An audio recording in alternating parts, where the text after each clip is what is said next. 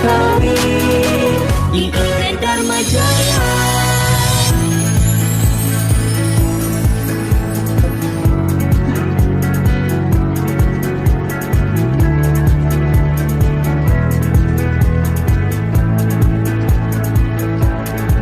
Langkahkan kaki,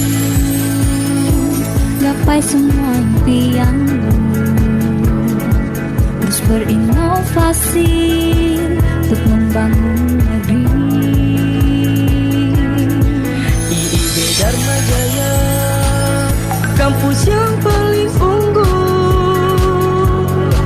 dalam ilmu teknologi dan juga bisnis, menghasilkan lulusan yang terbaik, berkarakter, berkompeten dan juga bermutu.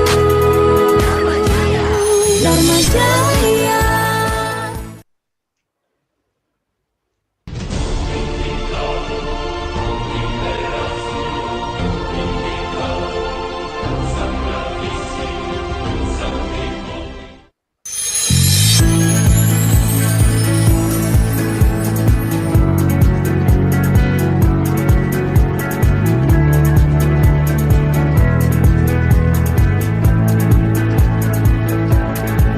Langkahkan kaki, gapai semua impianmu, terus berinovasi untuk membangun negeri. IIB Darmajaya, kampus yang paling Assalamualaikum warahmatullahi wabarakatuh. Tabi pun, selamat datang di kampus Darmajaya dengan visi menjadi perguruan tinggi pembelajaran unggul berbasis riset dan teknologi informasi. Izinkan kami membantu mewujudkan mimpi dan harapan untuk mencapai masa depan yang lebih baik. Darmajaya, kampus terbaik untuk semua. Darmajaya, pilihan untuk Anda. Sambutlah masa depan yang cerah bersama kami IIB Darmajaya. Darmajaya, kampus terbaik untuk semua. Darmajaya, Pilihan untuk Anda. sambutlah masa depan yang cerah bersama kami IIB Darmajaya.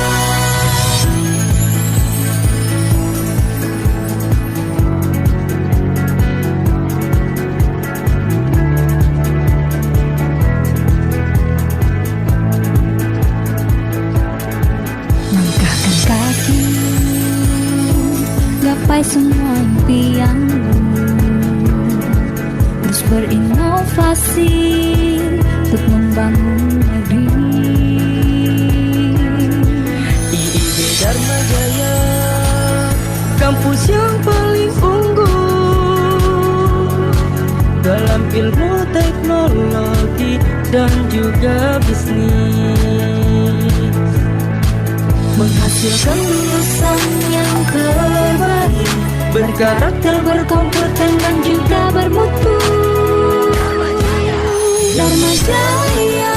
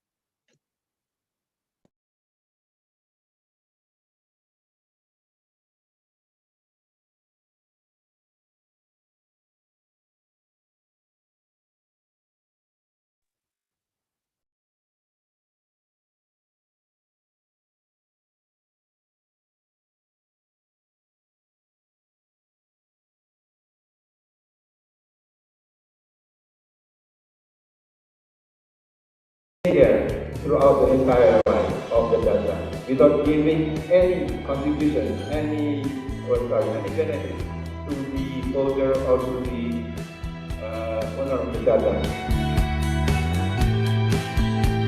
The third implementation ICT improve the competitiveness, and the last using ICT improve the marketing process. Using ICT we can improve the efficiency, innovation, and inclusion. We know ICT capability replacing the labor. Our second question is, where does this data comes from? These data comes from everywhere, such as emails, Internet of Things, sensors used to get the climate information, also social media sites, also digital pictures and videos, and social translation reports. Cell phone GPS systems to name a few. Every day we produce a huge amount of data and quite different types.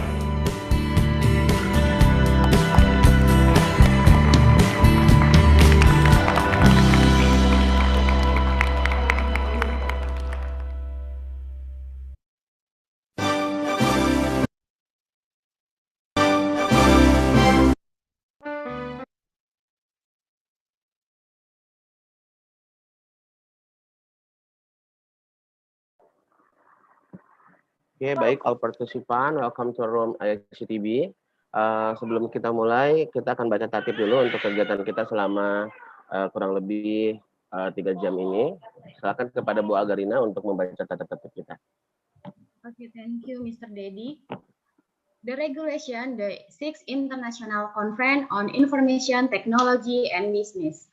What do you have to prepare? A stable and sufficient internet connection. Devices such as computer, laptop, tablet, or smartphone. Better to use a headset for a more focused sound. How to join video conference?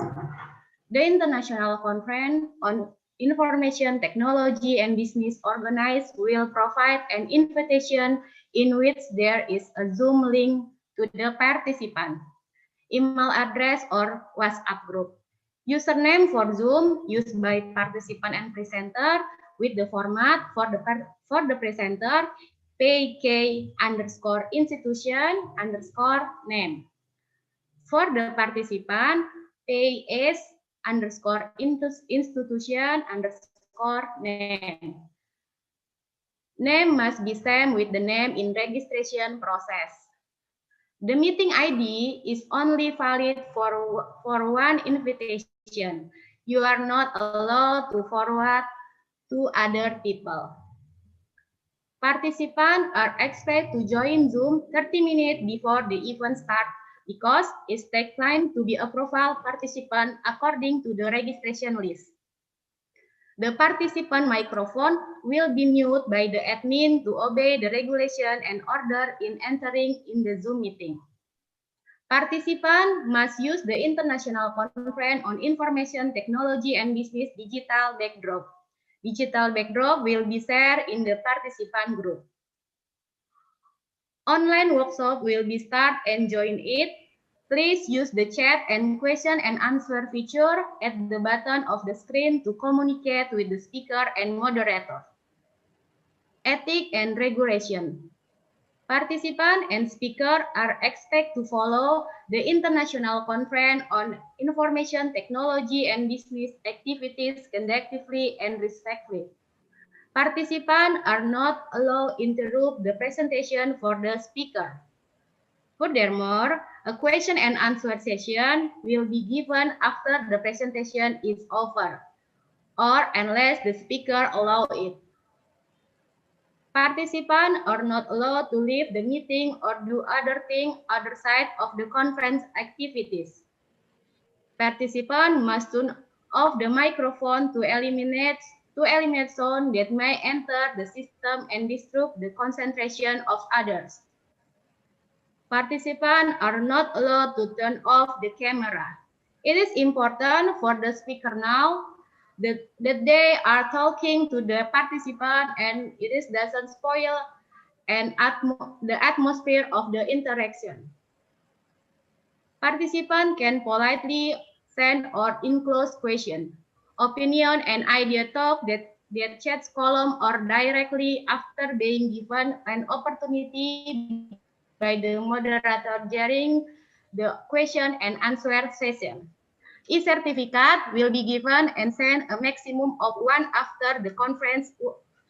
week after the conference via registered email. Furthermore, it will be given and sent to participants how to fully process the conference and attend the event until the end by filling the attendance form link. The attendance link will be provided via chat column. Thank you for the attention. Okay, thank you, Miss Aga. Will a presentation a regulation for ICTB. Okay, please, all participants change to background in the Zoom. All participants with background ICTB, all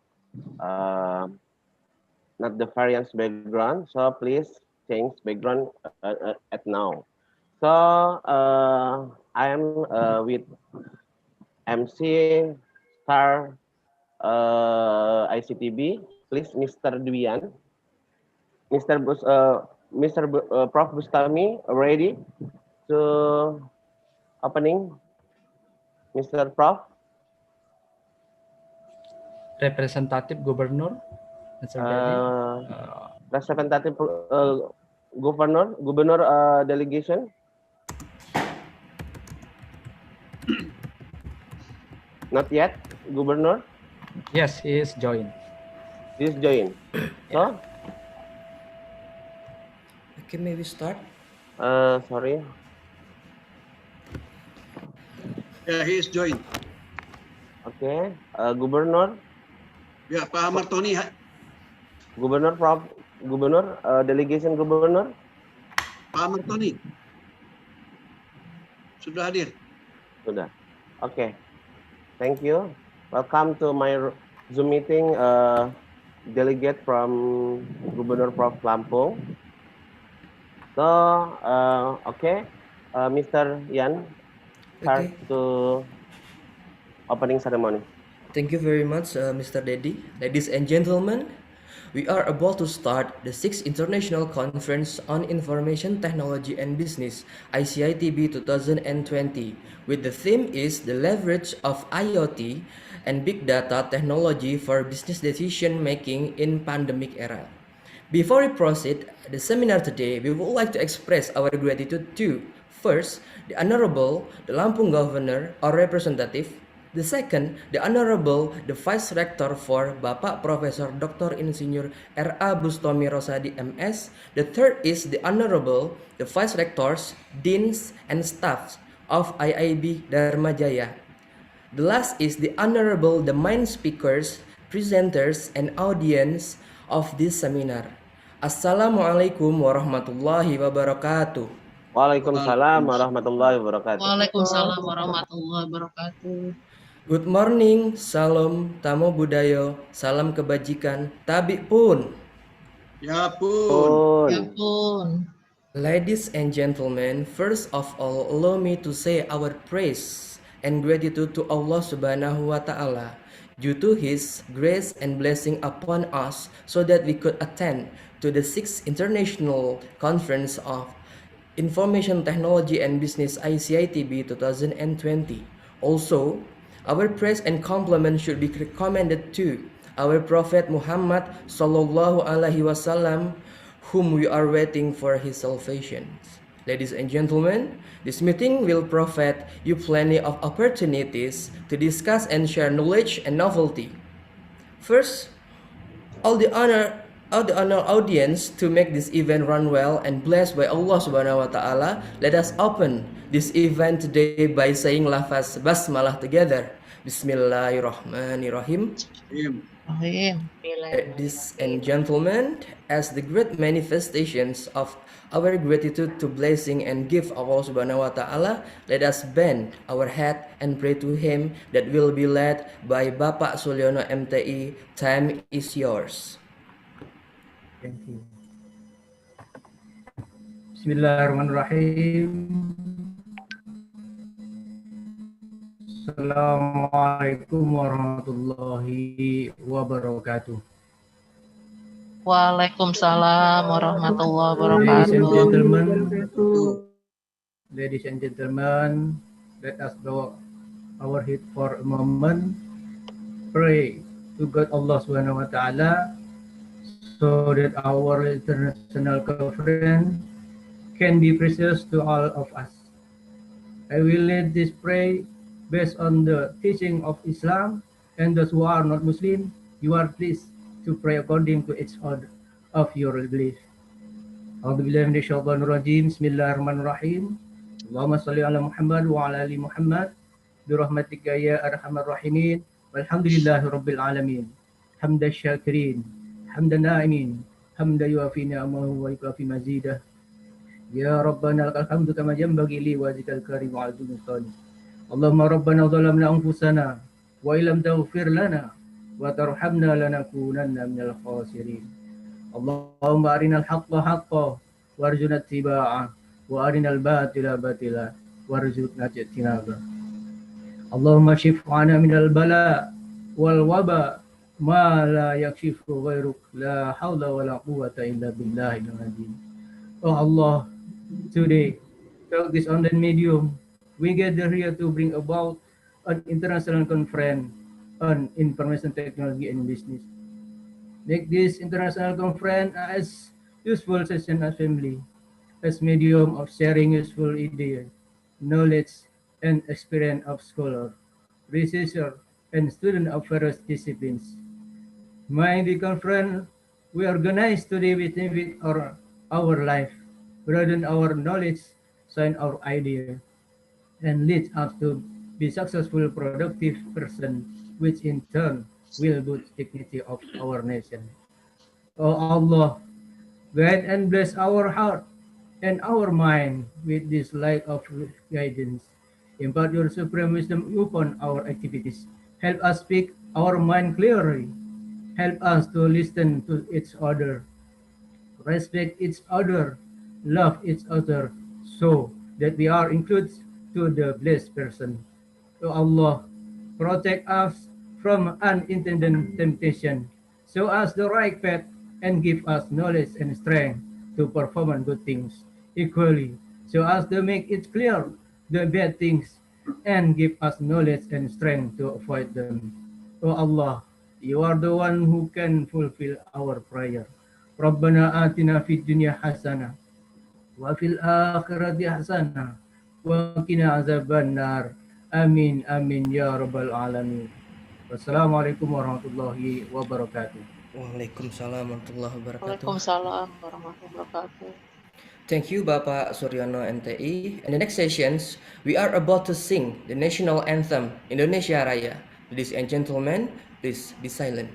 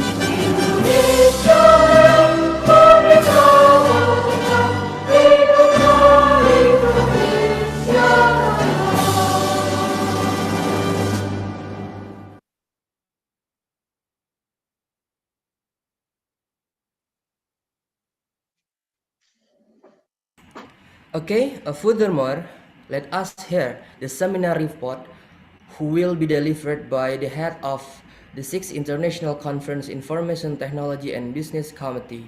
I would like to invite Dr. Anggalia Wibasuri, Escom MM. Time is yours.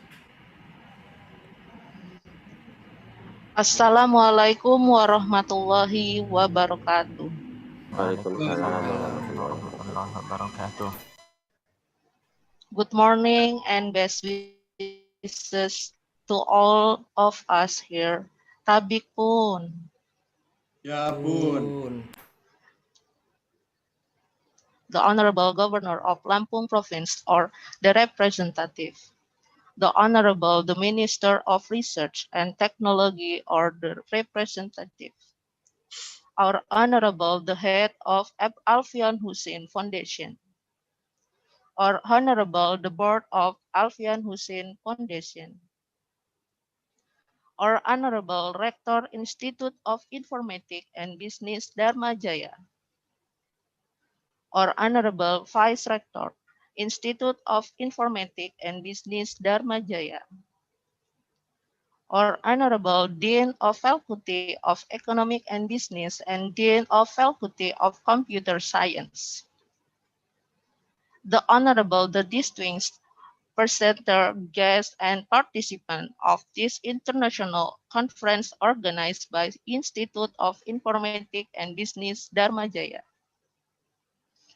Our honorable ladies and gentlemen, first of all, allow me to praise to Allah Subhanahu wa Ta'ala and His grace and blessing upon us so that we could attend to 6th International Conference on Information Technology and Business ICITB in 2020. Also, our praise and compliment are comment to our Prophet Muhammad Sallallahu Alaihi Wasallam, whom we are waiting for his salvation. Amin ya robbal alamin. Our honorable speakers, guests, ladies and gentlemen, the business under digital platform implement nowadays are the future of the Indonesian economy. This is not just idle talks. It is happening in the recent condition. Based on the statistical data, it happening in the recent condition. Based on the statistical data, it confirmed that the massive digital economy in Indonesia for the next few years increasing. It is simply seen on transformation of conventional business into the digital business, and it is regarded as the ability of Indonesian people who are able to utilize the data. It is unavoidable the data in becoming an important necessity in doing business. Company need to make use of the data to find out the advantage and disadvantage of their operation. The production process or building operation management, for example, currently can be more focused with strong data analysis. Day by day, month after month, and year after year, company awareness on the importance of data begins to increase. It is reflected in the latest research report by the International Data Corporation, IDC, Worldwide Semi-Annual Big Data and Analytics Spending Guide.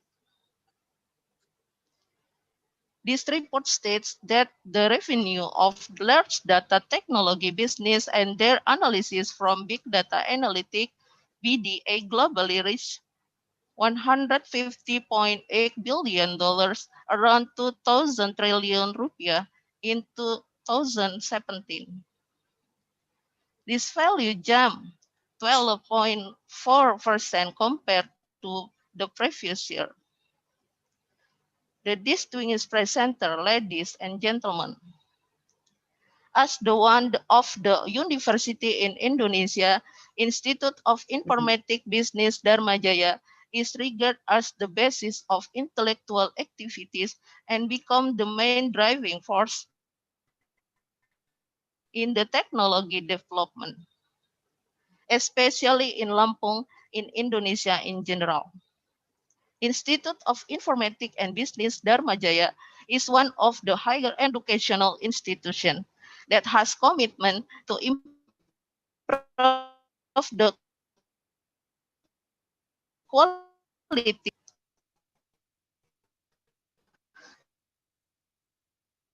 to release this commit technology and business ICITB in 2020. And gentlemen,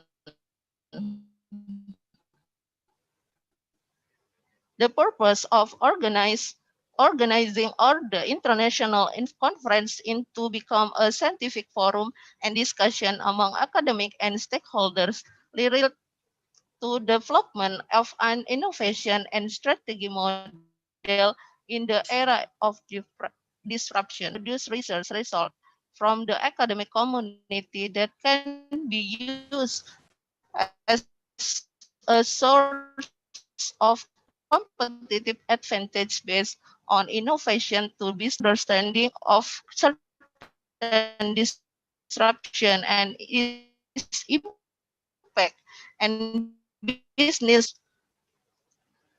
The benefit for this conference are that the academic community and stakeholders from various fields can share and transfer knowledge to develop the best innovation and strategy model to face this recent technological disruption era. Then the result of this research can be introduced and used as a competitive advantage in the era of disruption by the industry and business. Afterward, all stakeholders can understand the nature and the movement of this recent disruption era and its opportunity for human life. Or distinguished guests, ladies and gentlemen, the main theme or international seminar is the leverage of IoT and big data technology for business decision making in pandemic era. This activity is carried out virtually on IIB Darmajaya Thursday, 8 December 2020, start at 9 until completion. Meanwhile, the number of speakers for this conference is 67, is around 67, and participants are 200, 220. We also need to inform that the participants of this 6th ICITB this year come from the undergraduate and postgraduate lecture. The speakers are the postgraduate student and master degree student who have finished the thesis and who are still prepare and master degree thesis, who are still writing a thesis proposal, as well as the foreign student who are either student who are either an undergraduate or postgraduate student. In addition, there are also speakers from the regional government bureaucracy and professional private companies and from Indonesia government state-owned enterprises. Or honorable guests, ladies and gentlemen, I really hope the 6th International Conference on Information Technology Business with the theme The Leverage of IoT and Big Data Technology for Business Decision Making in Pandemic Era can become sharing and discussion session among academic and stakeholder related to the development of innovation strategy model in the era of disruption. I hope it will run well based on what we all expect. Therefore, all of us will receive the good result of this sharing and discussion session and this used to developing the best innovation and strategy to face this recent disruption era. Last but not the least, I apologize if there are certain words for my speech that are not pleasing to all of us, and I ask for forgiveness to Allah Subhanahu wa Ta'ala. Wassalamualaikum warahmatullahi wabarakatuh. Waalaikumsalam Waalaikumsalam warahmatullahi warahmatullahi wabarakatuh. Thank you very much to Ibu Dr. Anggalia Wibasuri, Eskom MM for the speech. And then today we have Bapak Insinyur Hamartoni Ahadis. Halo Bapak, selamat pagi. Bapak Hamartoni Ahadis, selamat pagi Bapak. Are still waiting? Halo? Oke Bapak. Bisa Bapak, bisa dengan jelas Bapak. Oke. Apa kabar Bapak? Selamat pagi. Kabar baik. Mohon maaf, Alhamdulillah. saya diberikan tugas pagi ini mewakili beliau, Pak Gubernur, untuk bacakan sambutannya.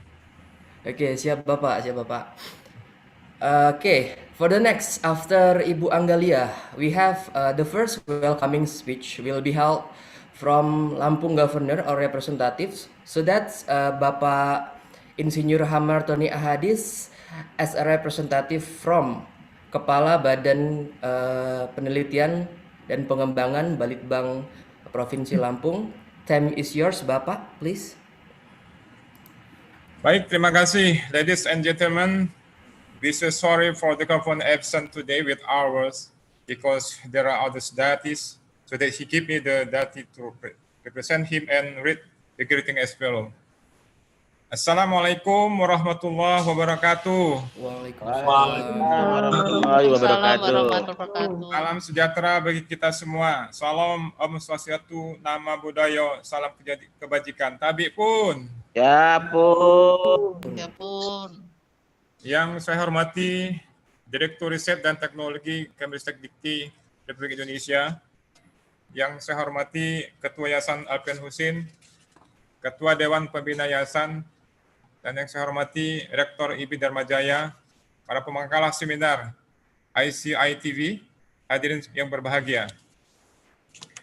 Mengawali sambutan ini, marilah kita senantiasa mengucapkan puji dan syukur kehadirat Allah SWT, Tuhan Yang Maha Esa.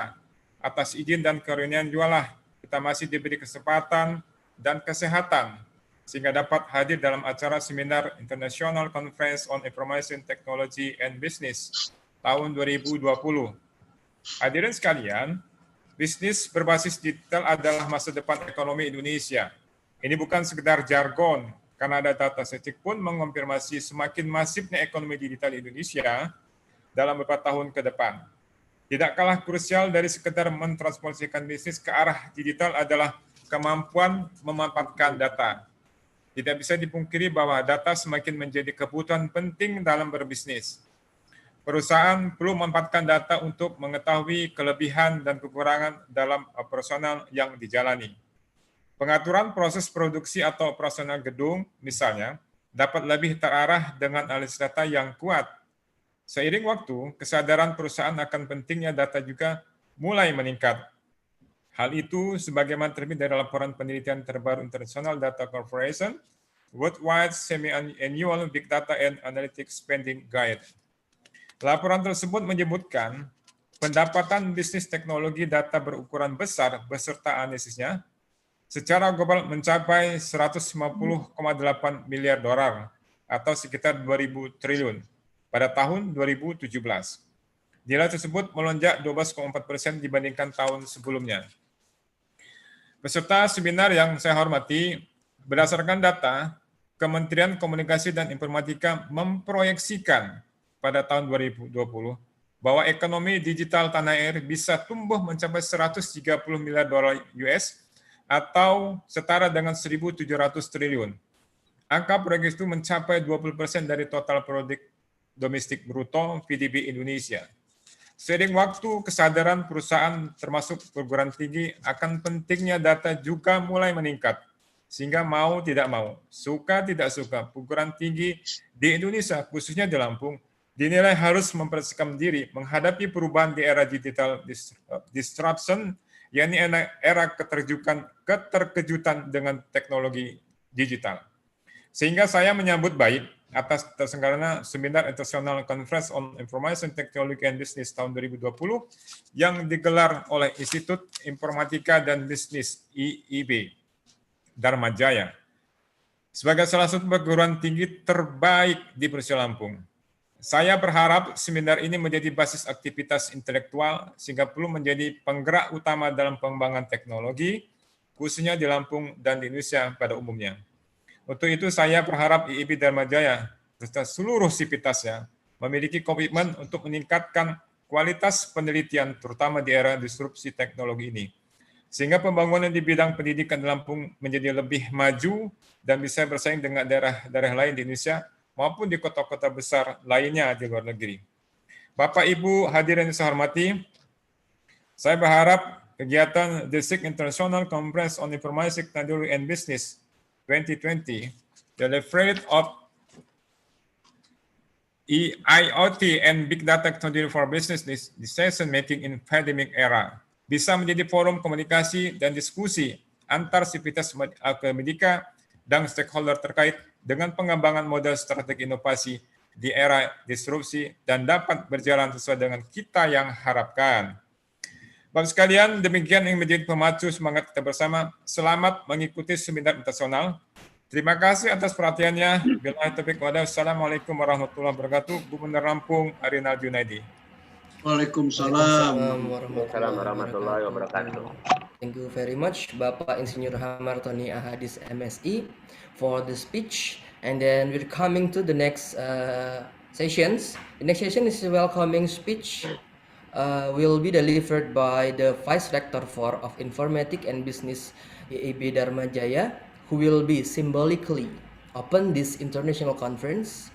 I would like to invite Bapak Profesor Dr. Insinyur R.A. Bustomi Rosadi MS. Time is yours, Bapak. Baik. Cukup jelas suaranya? Jelas, Prof. Assalamualaikum warahmatullahi wabarakatuh.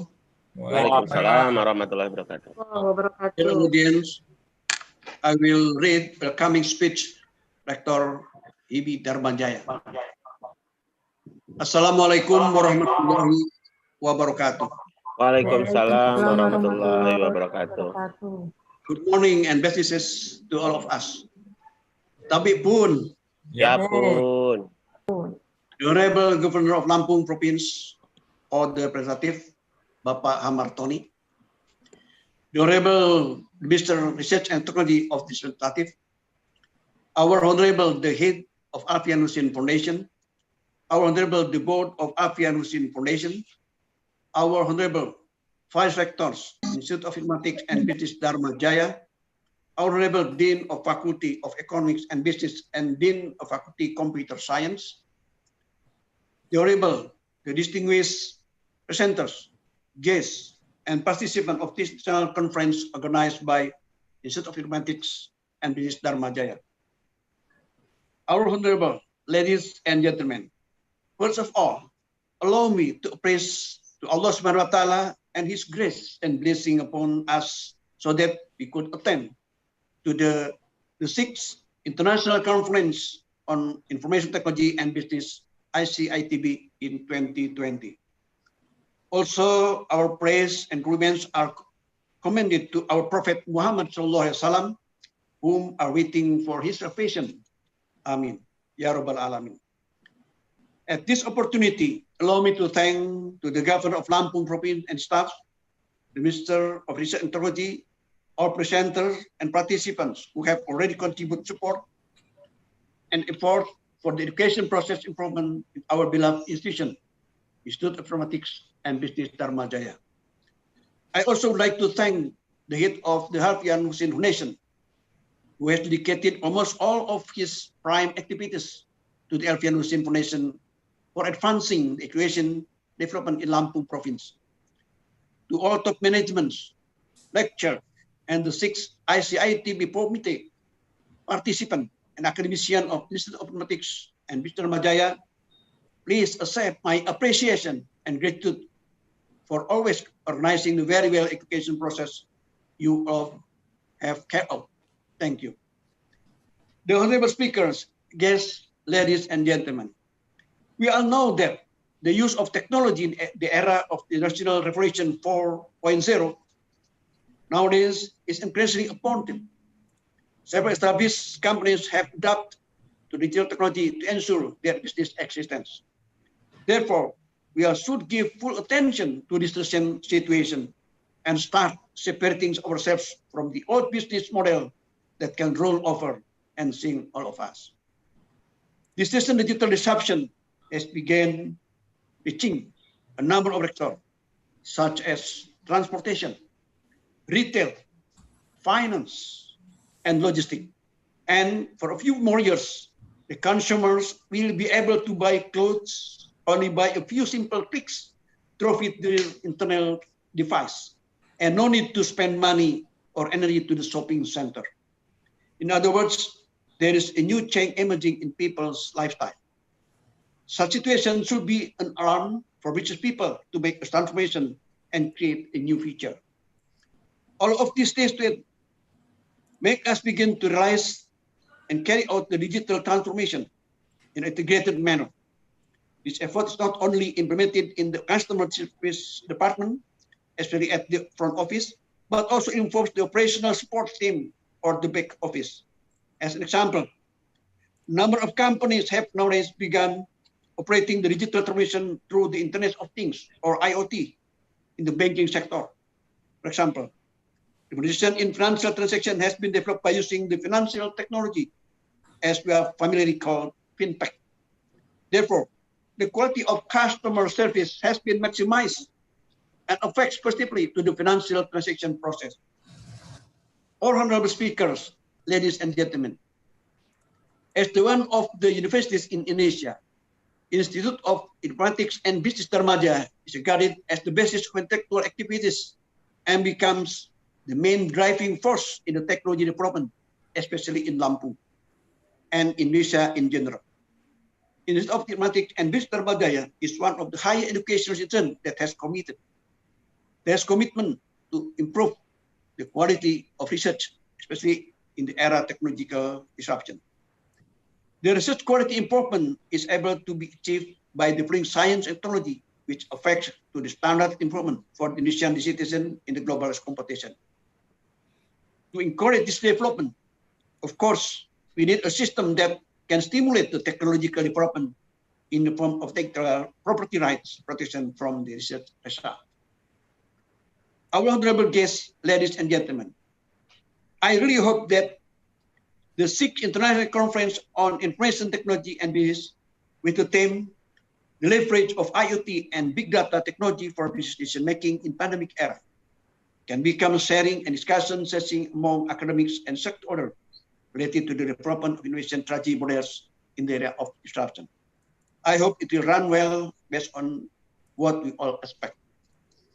By introducing the research result from the academic community as a source of competitive advantage based on innovation to the business sphere, and by providing an understanding of certain disruption and its impact on business life in Indonesia for the academic community and stakeholders, we do hope that it brings positive advantage for all of us, especially for academic community and stakeholders from various fields.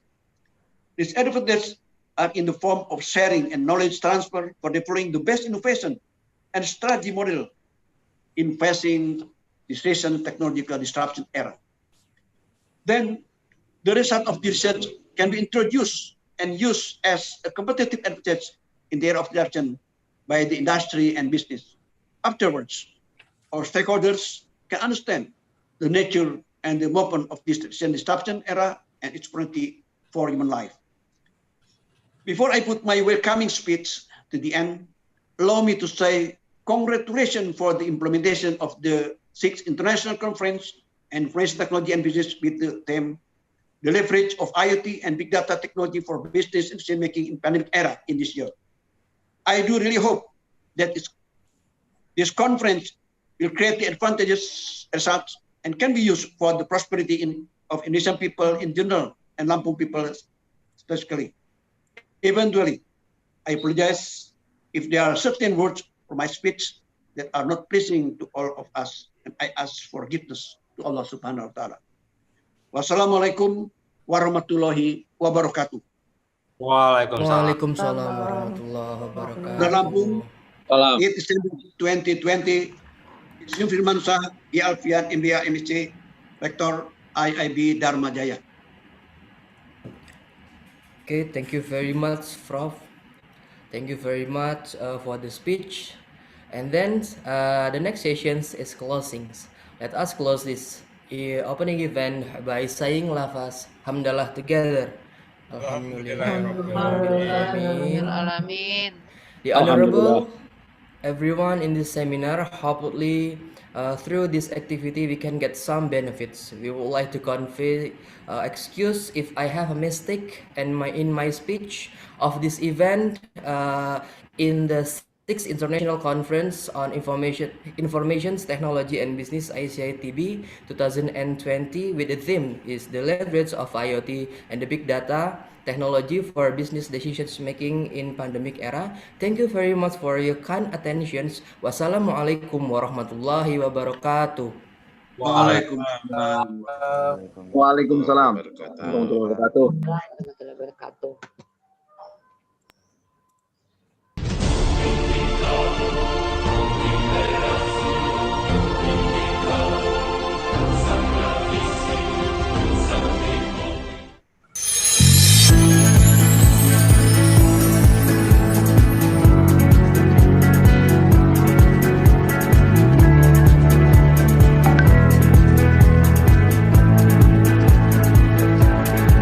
Langkahkan kaki, gapai semua impianmu. Terus berinovasi untuk membangun negeri. IIB Darmajaya, kampus yang paling. Assalamualaikum warahmatullahi wabarakatuh. Tabi pun, selamat datang di kampus Darmajaya dengan visi menjadi perguruan tinggi pembelajaran unggul berbasis riset dan teknologi informasi. Izinkan kami membantu mewujudkan mimpi dan harapan untuk mencapai masa depan yang lebih baik. Darmajaya, kampus terbaik untuk semua. Darmajaya, pilihan untuk Anda. Sambutlah masa depan yang cerah bersama kami, IIB Darmajaya. Darmajaya, kampus terbaik untuk semua. Darmajaya, pilihan untuk Anda. Sambutlah masa depan yang cerah bersama kami, IIB Darmajaya.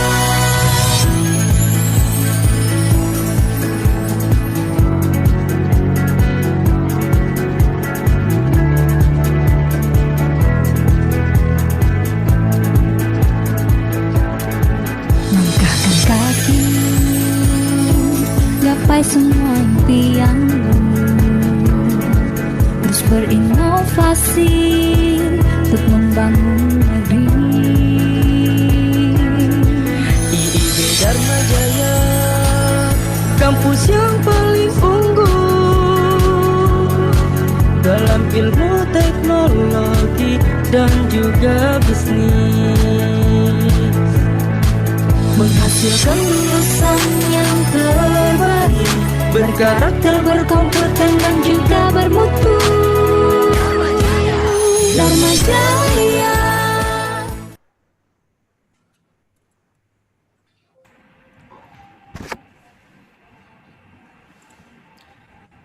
Okay, coming up next of the main event. First of all, I would like to introduce our moderator for this international conference today is Dr. Faurani Isanti Singagerda SM MSc, and then I will present several educational backgrounds of her as follow. The first one, for the doctoral degree, she has in the economic science at Bogor Agriculture Institute, IPB, Bogor, Indonesia. And then 4 master degree in social protections financing master programs, University of Maastricht, Faculty of Economy and Business Administration, Maastricht, Netherlands. Okay, to make it right in conducting this seminar, Ibu Forani. Ibu Forani, time is yours, please. Thank you very much. Okay, thank you, You're very Pak welcome. Ian Aditya. Assalamualaikum warahmatullahi wabarakatuh. Waalaikumsalam warahmatullahi wabarakatuh. Yeah, good morning, ladies and gentlemen. Kindly, before we start the presentation, and in order to avoid any disturbances during the presentation later, I would like to ask you to change the mode of your microphone. Thank you.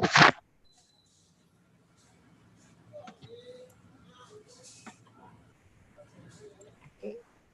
Bismillahirrahmanirrahim. The Honorable Rector IIB Darmajaya, represented by Vice Rector Bapak Profesor Bustomi Rosadi, the Honorable Governor of Lampung Province, who in this case was represented by Bapak Hamar Tony Ahadis, Kepala Balitbang Lampung Province, and the Honorable of our keynote speaker, Dr. Masud Muhammadin from University of Canberra, Australia, the Honorable Dr. Ahmad Zaharuddin Sani, Deputy Director General Central Admission of Federal Government Malaysia, and also the Honorable Bapak Joko Triloka, PhD, Associate Professor in Computer Science, IIB Darmajaya Lampung. And of course, the special for the honorable participants, distinguished guests, fellow students, ladies and gentlemen on this forum. Good afternoon. Assalamualaikum warahmatullahi wabarakatuh. Waalaikumsalam warahmatullahi wabarakatuh. Shalom, Om Swastiastu, Namo Buddhaya, Salam Kebajikan, Tabi Pun. Ya pun.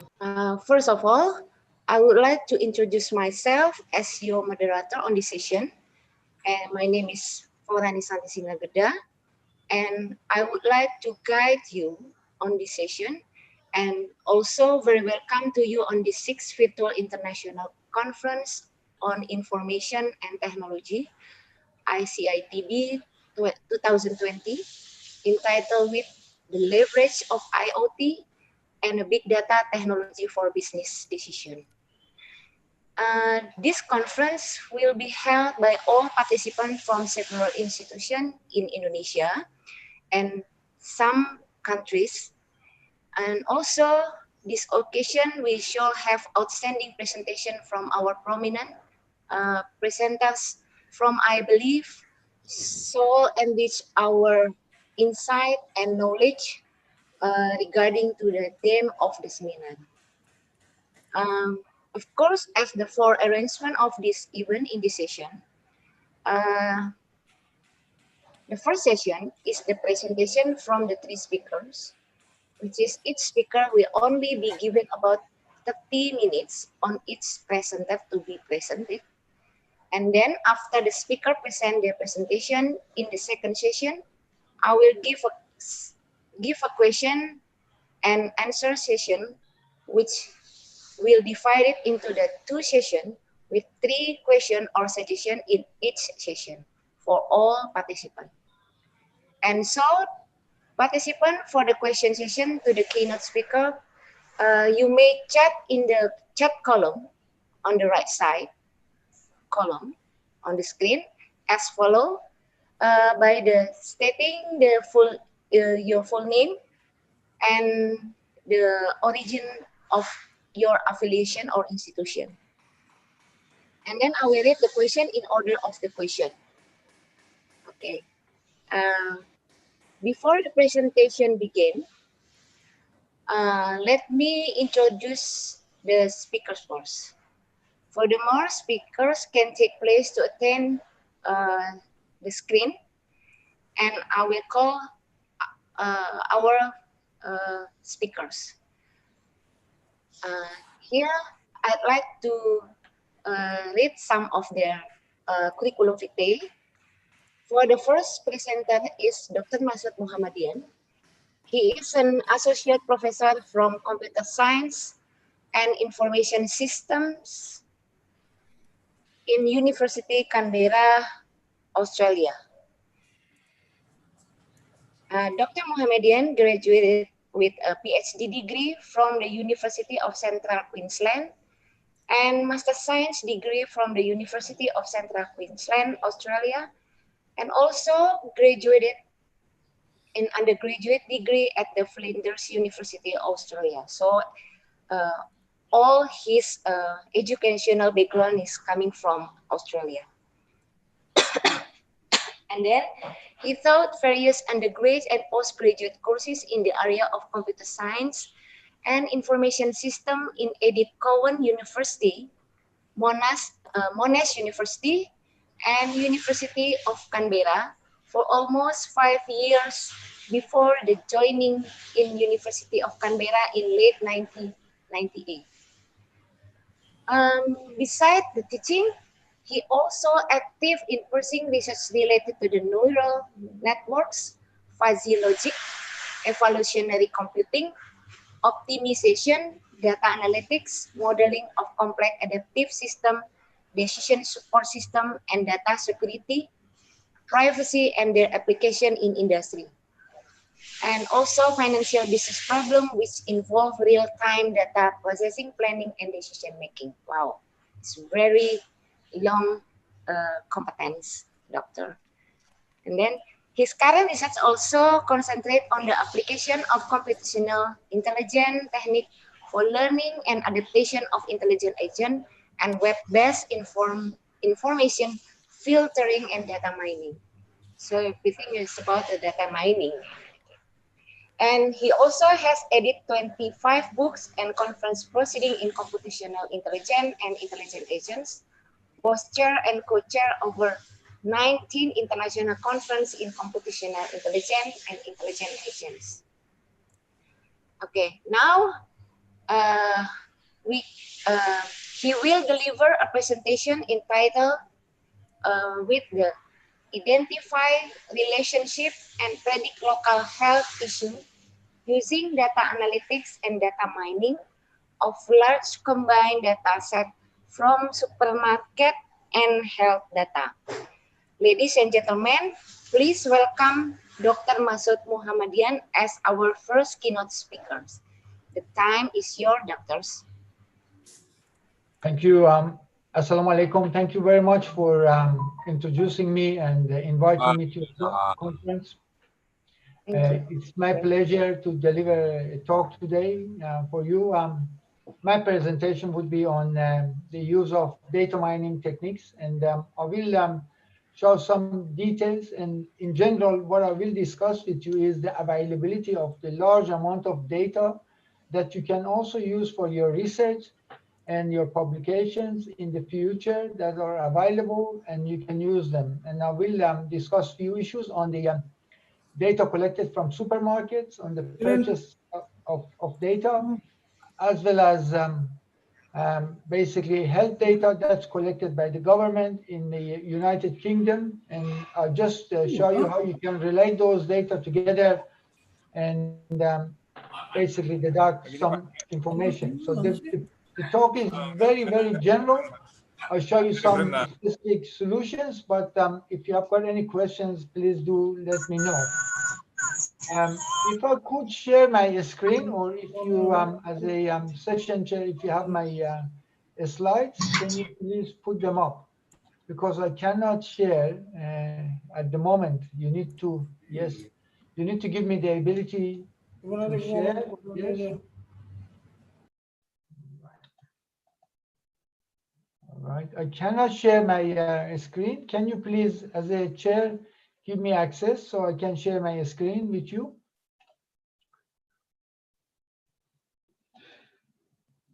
Right. Please, the PPT.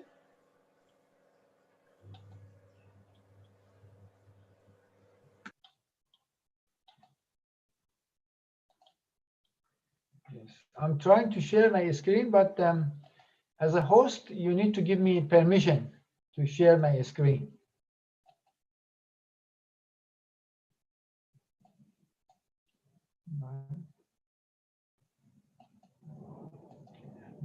All right, I think things are better now. I can share. Thank you. So let me get back to my screen. Yeah.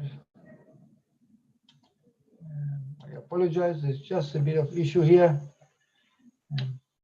Can you see my screen now, all of you? Yes? Yes, doctor. No, thank you very much. And I also put in here so I can see your, if you're sharing, if you're commenting. Right. So basically, what I want to talk about today is that identifying the relationship that may exist between different health data, because data is collected from large organizations and also from many smart and devices such as your mobile phone and your iPad, iPhone, and all other devices. And I'll show you how we can combine this data to basically predict the obesity, diabetics to some degree from the combining of the data that are collected separately, but they still can be combined together. So, okay, let me just go to my screen. Basically, I will just give you a very basic introduction and the motivation behind this talk and why we need to do data analysis on large amount of data that we have. And then I'll conclude briefly on what's happening with the current situation with the COVID and what's happening all around the world on data analytics. So basically, as you know, large amount of data is stored about the activities of the people all around the world. And I will show you some information on human activities in different countries and based on the data that is collected. And the data is available if you want to use it. Again, all this data that I talk about is publicly available and you can download them. And the first part is based on the data that's available at the Stanford University, and the details are at the end of my talk. And I'm happy to share my slides with you if you want to download those data and get some more information. So human activity data is collected every day, every minute, every second by movements of the people. And these are through smart devices that we all carry with ourselves, such as mobile phone and smart watches. And using this such a health and well-being data, we can deduct information about the people, about their activities and what they do in daily life. And from that, we can conclude if a person is having a healthy lifestyle or doesn't have a healthy lifestyle. But this is just looking at the activity, but not looking at what food they take and other information. So here is just based on the activities, the movements of the people, the walking, the exercising that the people do. And with the current data mining and the analytics methods that are available, and many of them are available if you're using script languages like R and Python. There are many packages are available that makes life very easy for you to do analysis on a large amount of data. And in this case, we're talking about human activity data. We're talking about purchase data of the people in the supermarket and the data that's collected about people from their smartwatch and smartphones to trace and track billions of actions that millions of people do around the world. The data is available from Stanford University, and you can find out also more information from Althoff. I will provide you with the reference at the end of the talk, so that you can, if you're interested, you can basically follow up on that. So first of all, what I want to talk about is on, let me see where my screen is. Just close this screen. I think there's some issues with my screen. I have few version of the talk open. So I'll just come back to what we talked about here in the introduction. And is the size of the font large enough, or would you like me to make it larger if it is too small? I can make it larger so you can see better, possibly. Yeah. It looks good to me. Looks good. Thank you. Thank you for. And please let me know if there is an issues with the with my voice or the video. So what we want to look at is from the data that's collected from humans, and this could be from your smartphone data, your smartwatch data, and we can see how we can use this data to improve our understandings of what people do on the physical activities, and detect any unknown health issues that may exist because of the behaviors of the people, because people don't move around, or people the activities that they do. And from that, provide solutions, and these solutions can be very useful for designing health programs, health policies. Also, it could include information on the supermarket data that we'll talk about, on the ingredients such as sugar, oil in the food that is sold to the people, and design of policies that, for example, reduces the sugar amount in the food or the oil amount in the food, based on the data that we have on the human activities, on the human purchase. So we have two types of data here we are talking about. One is the data that's collected from a smartphone, smart watches, and I know that not everyone has got a smartphone and a smartwatch, but this, if you think of most of the population have got a smartphone, and the data can be collected, and some have got the smartwatches. That gives you some insight of what people do in a city, for example, their activities, which part of the city they move, which part of cities people walk a lot, so that you can design footpaths, bicycle paths. You can build parks and recreational places on those areas that there are lots of movements of people.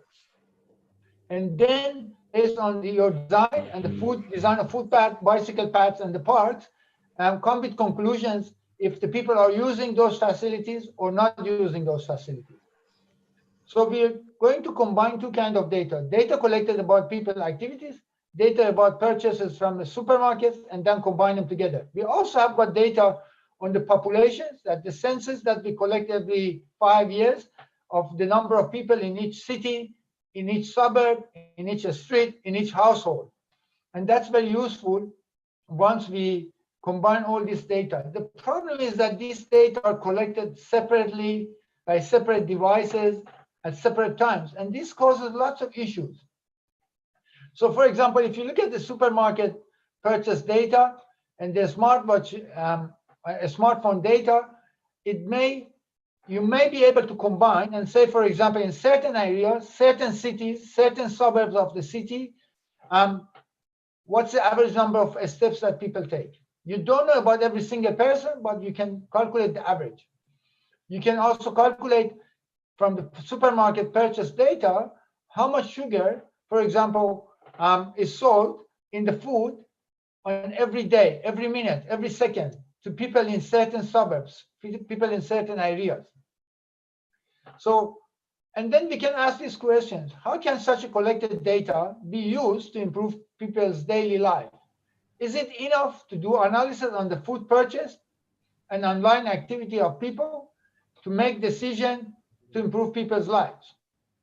Does data about supermarket purchase and online activities and movement is sufficient to determine the health profile of the people? So in this case, we're profiling people from certain cities based on the data that we have.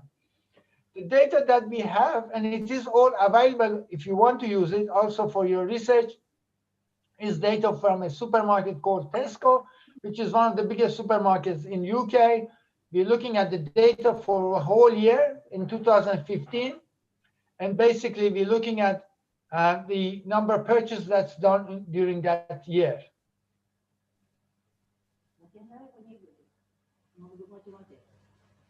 So this is during that year, this 2015, in the greater area of the London, 420 million food items were purchased by 1.6 million people. Here, the people that we have is those people that are member or have a club member of that supermarket. So it could be that some people purchase some foods, but they didn't scan their supermarket club card, so we don't have the data on that. So you can say that the data is not 100% complete, but we have got large amount of data on a purchase on a certain year in a certain area of UK. From 412 supermarkets, branches of this supermarket.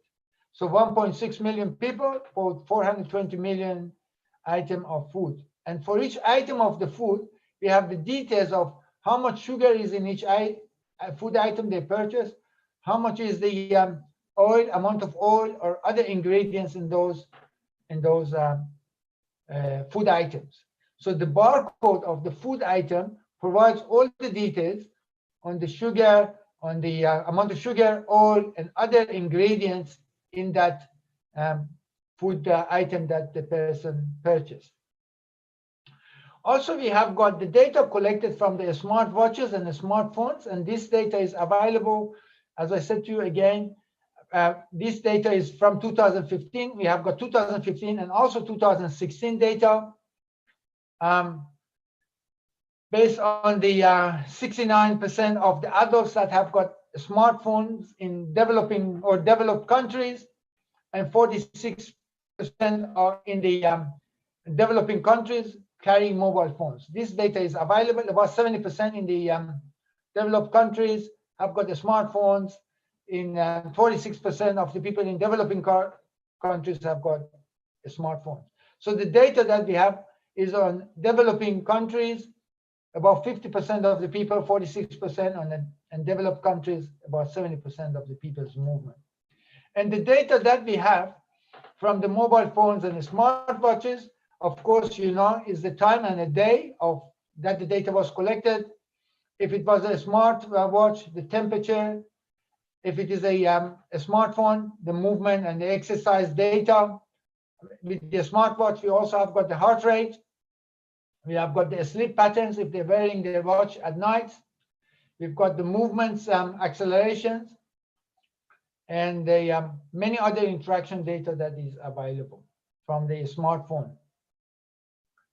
And what we have is a terabytes of data from millions of people around the world. And what I want to share with you is first the data on the smartwatches and the smartphones. And I can show you that in different countries on certain days, how many steps are taken by the people in that country. And what is very surprising, you can also now look at the culture in that country, the type of food that people in that certain countries, population of certain countries, and then from that infer some information of the behaviors of people in different countries. And then you can compare the behaviors of people from different countries. For example, from the supermarket data also, we can say what kind of food people purchase in certain areas of a certain country, what kind of food and exercises are popular in certain part of a country, because we've got the data on the movements of the people and the purchase. How often people purchase certain products, you know, it could be a chocolate, you know. For example, now, the amount of chocolate, for example, sold in Australia, I can give you the details on the 2020, just due to the COVID, the amount of chocolate that's sold in this country has gone up. So 400 tons of chocolate was sold, for example, till now in Australia. We know all the data.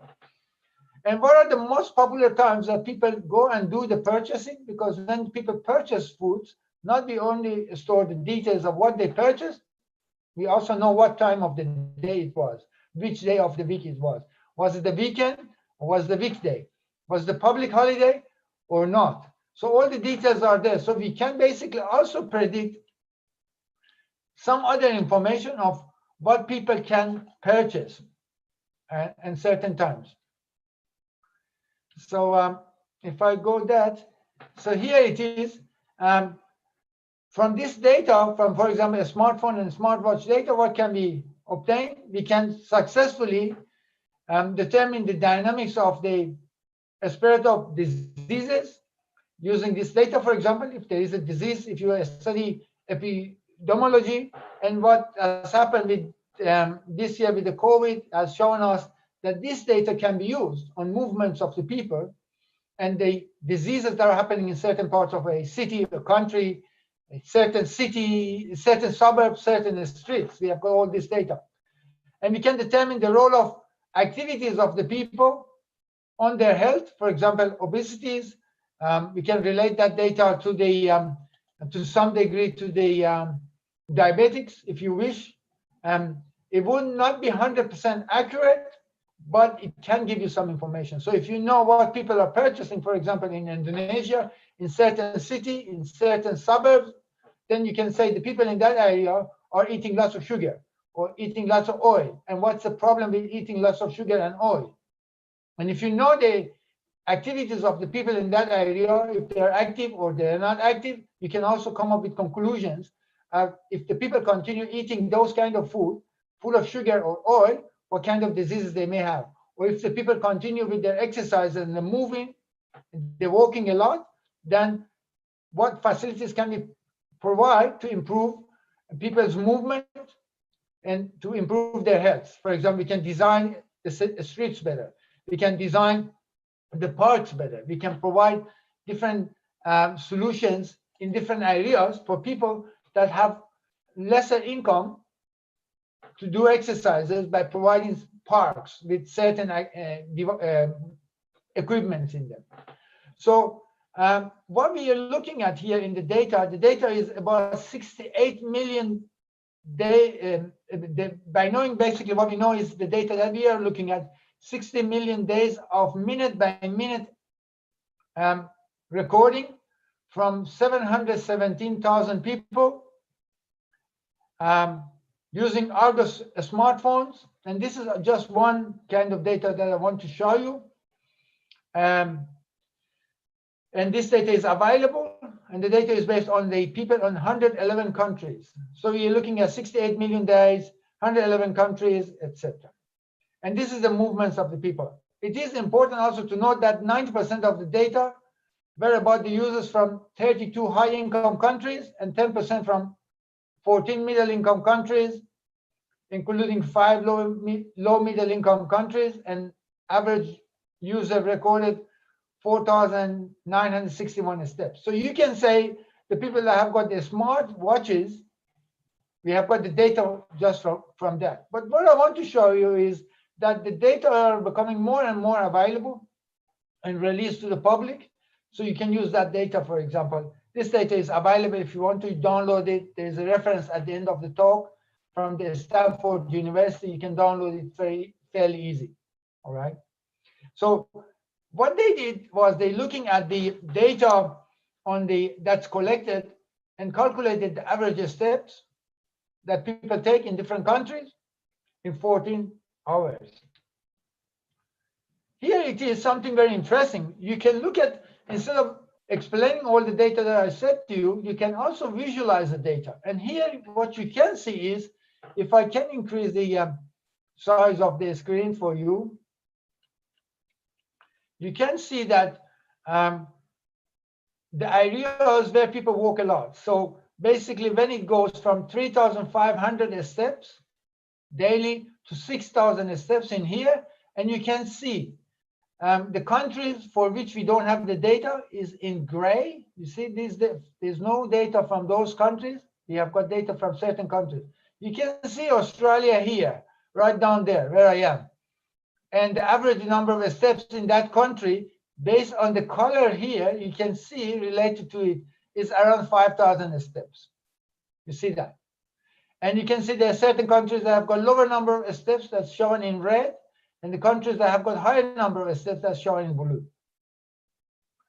And then you can look at all the data between different countries and relate the data between different countries, because you can see here the map of the world here and the data that we have. And the usefulness of that, you can compare countries. For example, you can say that in America, United States, and also in Mexico, they have the similar number of steps. So in United States, the number of United States or America, we've got about 4,700 steps per day based on the data we have from people.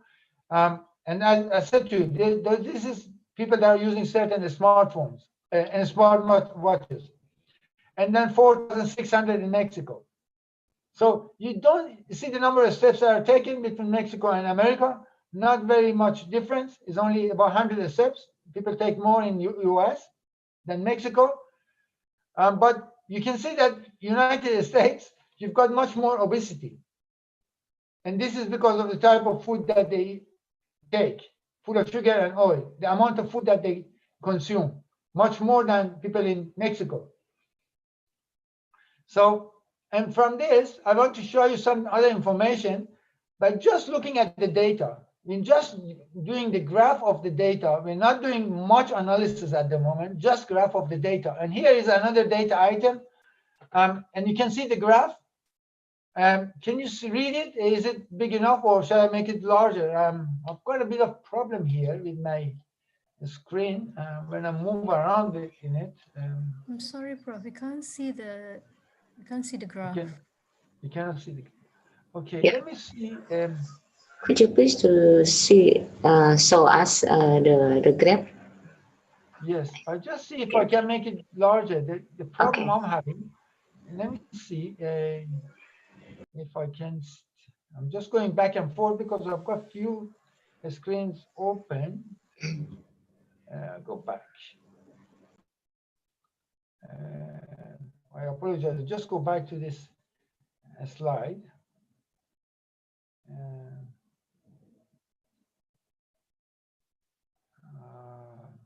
Where am I? Just 1 second. I apologize. Just get back to the data so I can make it larger so you can see.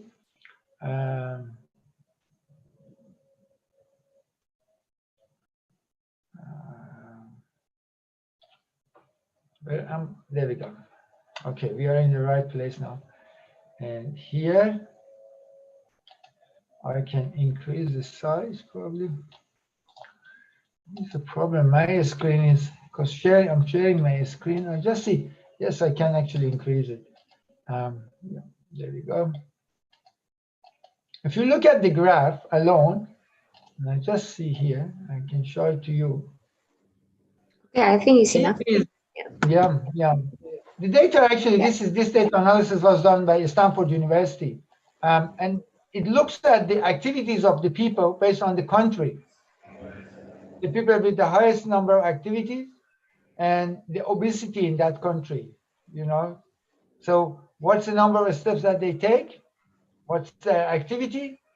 And what's the obesity? Having high weights. And you can see this is just showing the number of steps and then the number of people that are obese in that country or the amount of obesity. I'll show you something else also here, if I can come back here.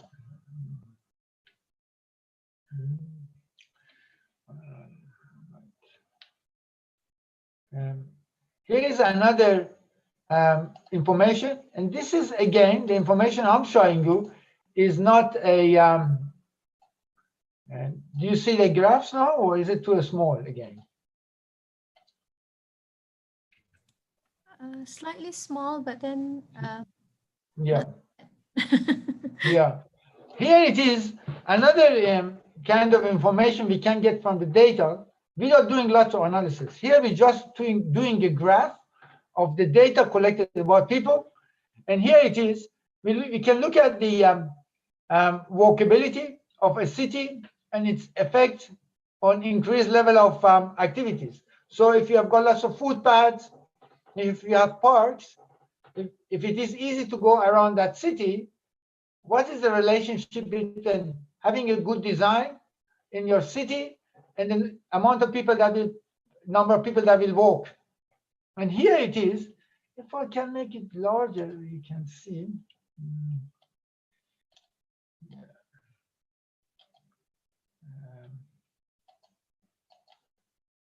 You can see here, this is related to United States alone. What we can do for many cities because we've got the data from large number of countries. Here it is, an example based on the data from 69 cities in the United States. And of course, we've got lots of data in the United States because don't forget, most of the smartwatches and the smartphones are built or designed in those countries, and the number of people that are using smartwatches, you know, it's very popular in those countries. You can see here in the areas where there is no footpath or no good footpaths, what's the number of steps that people take on the weekdays and on the weekend. Here the top graph shows the weekend, number of steps that they take, and different time of the day in that city, and that has got lots of footpaths, and the one that don't have, it's not very easy to walk around in those cities. And we have found that there are and they came up with the idea, the Stanford University idea is that activity inequality, they're saying the cities that don't have are not well designed, are not very good for walking around. So there's an inequality between people living in that city and a city that's well designed and has got lots of footpaths and it's very easy to walk around. So, and based on that, you basically can manipulate the way you design cities from the data, from your smartwatch data, from number of steps that people take, to come up with the idea of how design of the cities, design of the streets, design of suburbs affect the health of the people and the amount of steps that they take. Of course, everybody can guess. Yes, if the city is easier to walk, you will walk. But if it is dangerous, if there is no safety, if there is no footpaths, if there is no parks, you will not go for a walk. So you will be driving your car, your bike, etc. So on that, you can also design cities based on the data that we have, the movements of the people. Having the change of the streets or the way we design footpaths and design parks, what effect it has got on the activities of the people. Coming to the end, and I want to show you a few more things before I finish the talk. As I said to you, I didn't show you a lot of data analysis, but very simple data analysis and the information you can get. And the question you may ask yourself is having a smartwatch or a smartphone and collecting the data from a smartphone or a smartwatch is a good idea or not? Or you can ask yourself, is your smartwatch, a smartphone with you or against you? Because of course the data is collected about you. And you can answer this very simply by saying that in majority of developed and developing countries, people own mobile devices and smartwatches and smartphones. You can say that the number of smartphones connections worldwide is expected to increase by 50% by 2020. And we expect that this, no matter where you live, people will be using more smartphones and smartwatches because the new version of the phones that are coming out are all smartphones. And that, with that large amount of data is collected by the telecommunication companies that are sold later on, and you can actually download the data now for free, about people, about the movement of people in different countries. So if the data is used correctly, if the data is is analyzed correctly, then it will definitely benefit the people of a certain country.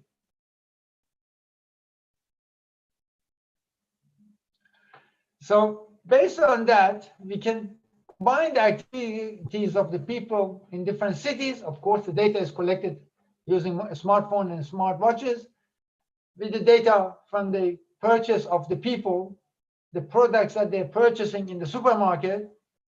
And based on that, it's actually easy to guess what will happen in certain cities, what will happen in certain areas.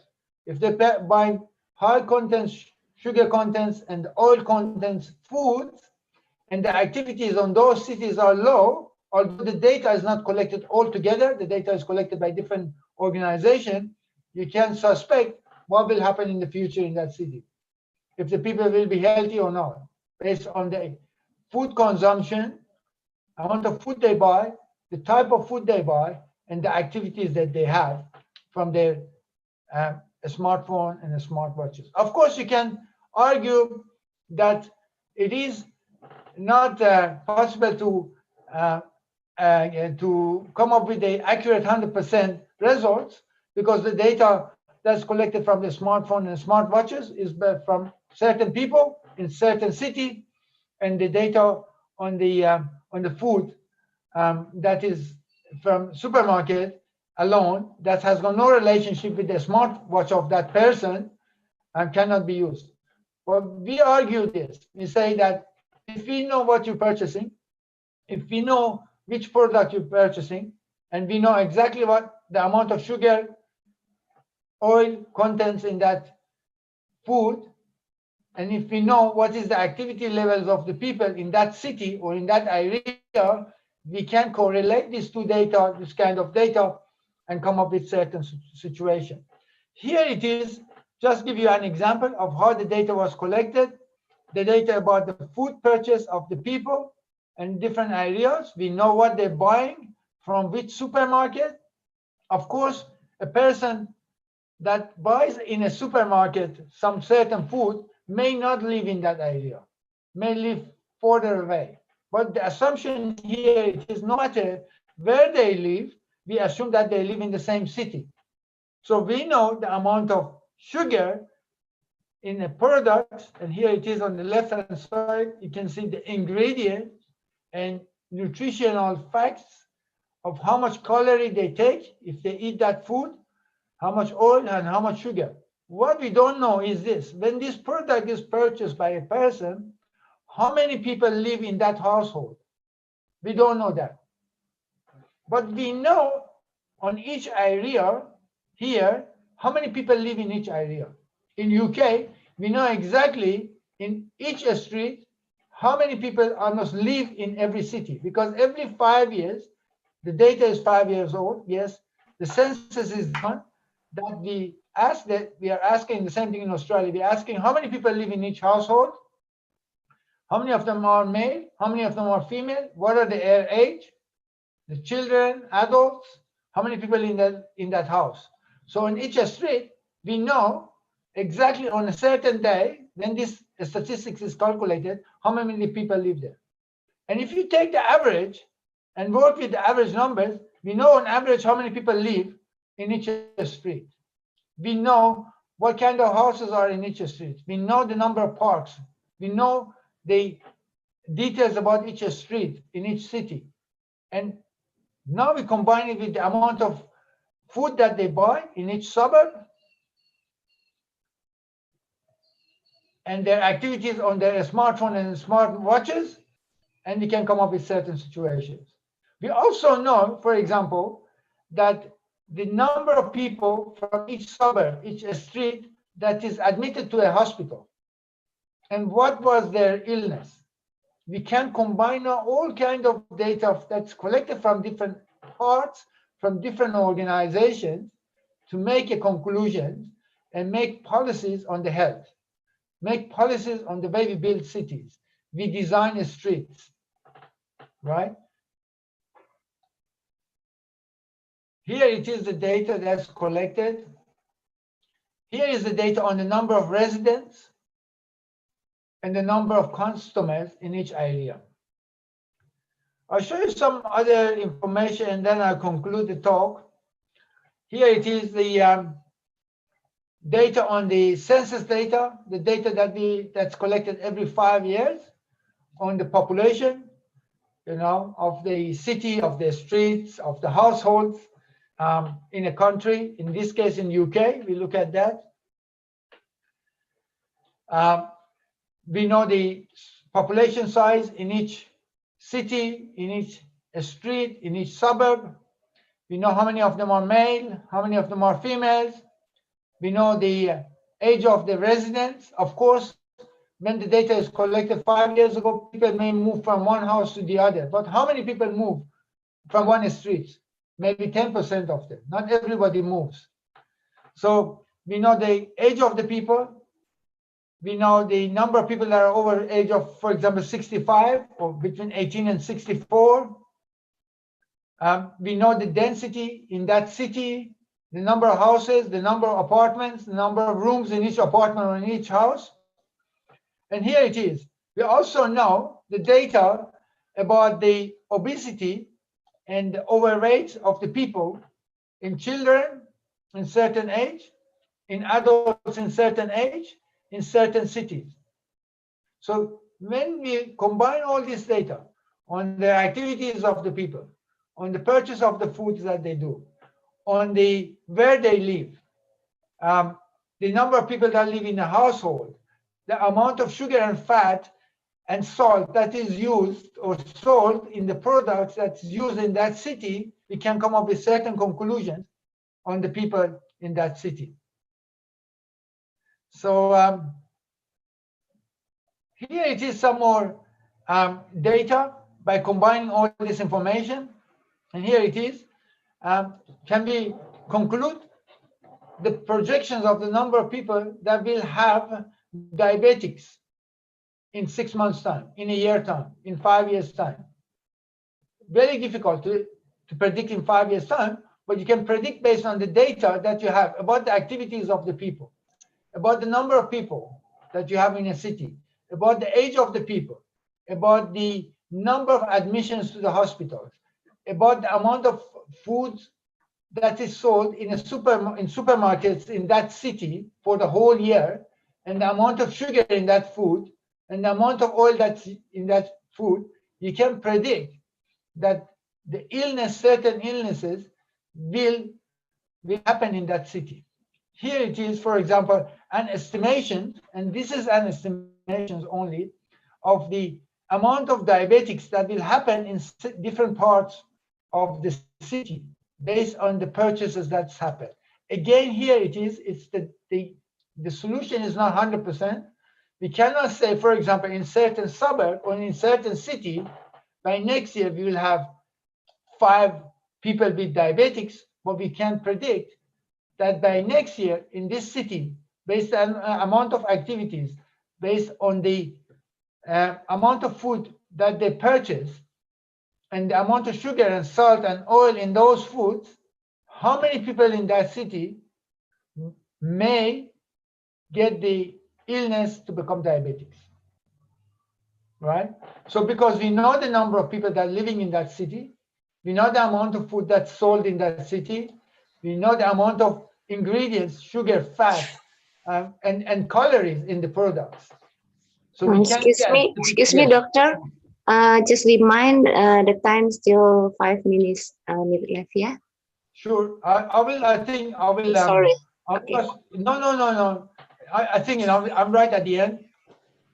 I want also to leave some time for people to talk. I will talk another minute and then I stop.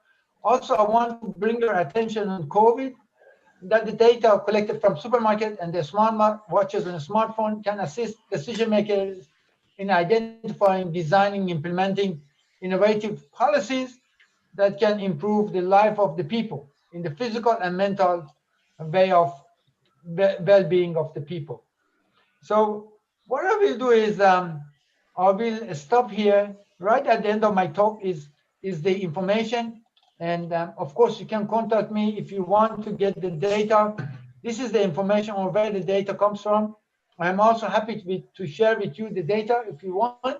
It's all publicly available. You can use them. So I will stop here. If you want to do more data analytics on information, and also there are data available on Indonesia, in Malaysia, in South Asia, North Asia, West Asia, Australia, all the data is available. So you can also selectively choose which data you will be doing data analysis. I will stop here and I thank you for listening to me. And I hope I have given you some information by just showing you that the large amount of data that's collected, by just doing a simple graph and combining information, you can predict, make good predictions. Here, we're also using neural networks, we're using data analytics, we use statistics to do the predictions. I didn't go through that details, but that is very easily can be done. And also I apologize to you. The data that's available in the supermarket, if you want the data, there's also Python code that comes with it, and you can basically use that for free and do data analysis. So if you need them, please email me. My email is right on the top here, and the details is with the organizers, and I'm happy to share with you any information you want. Thank you.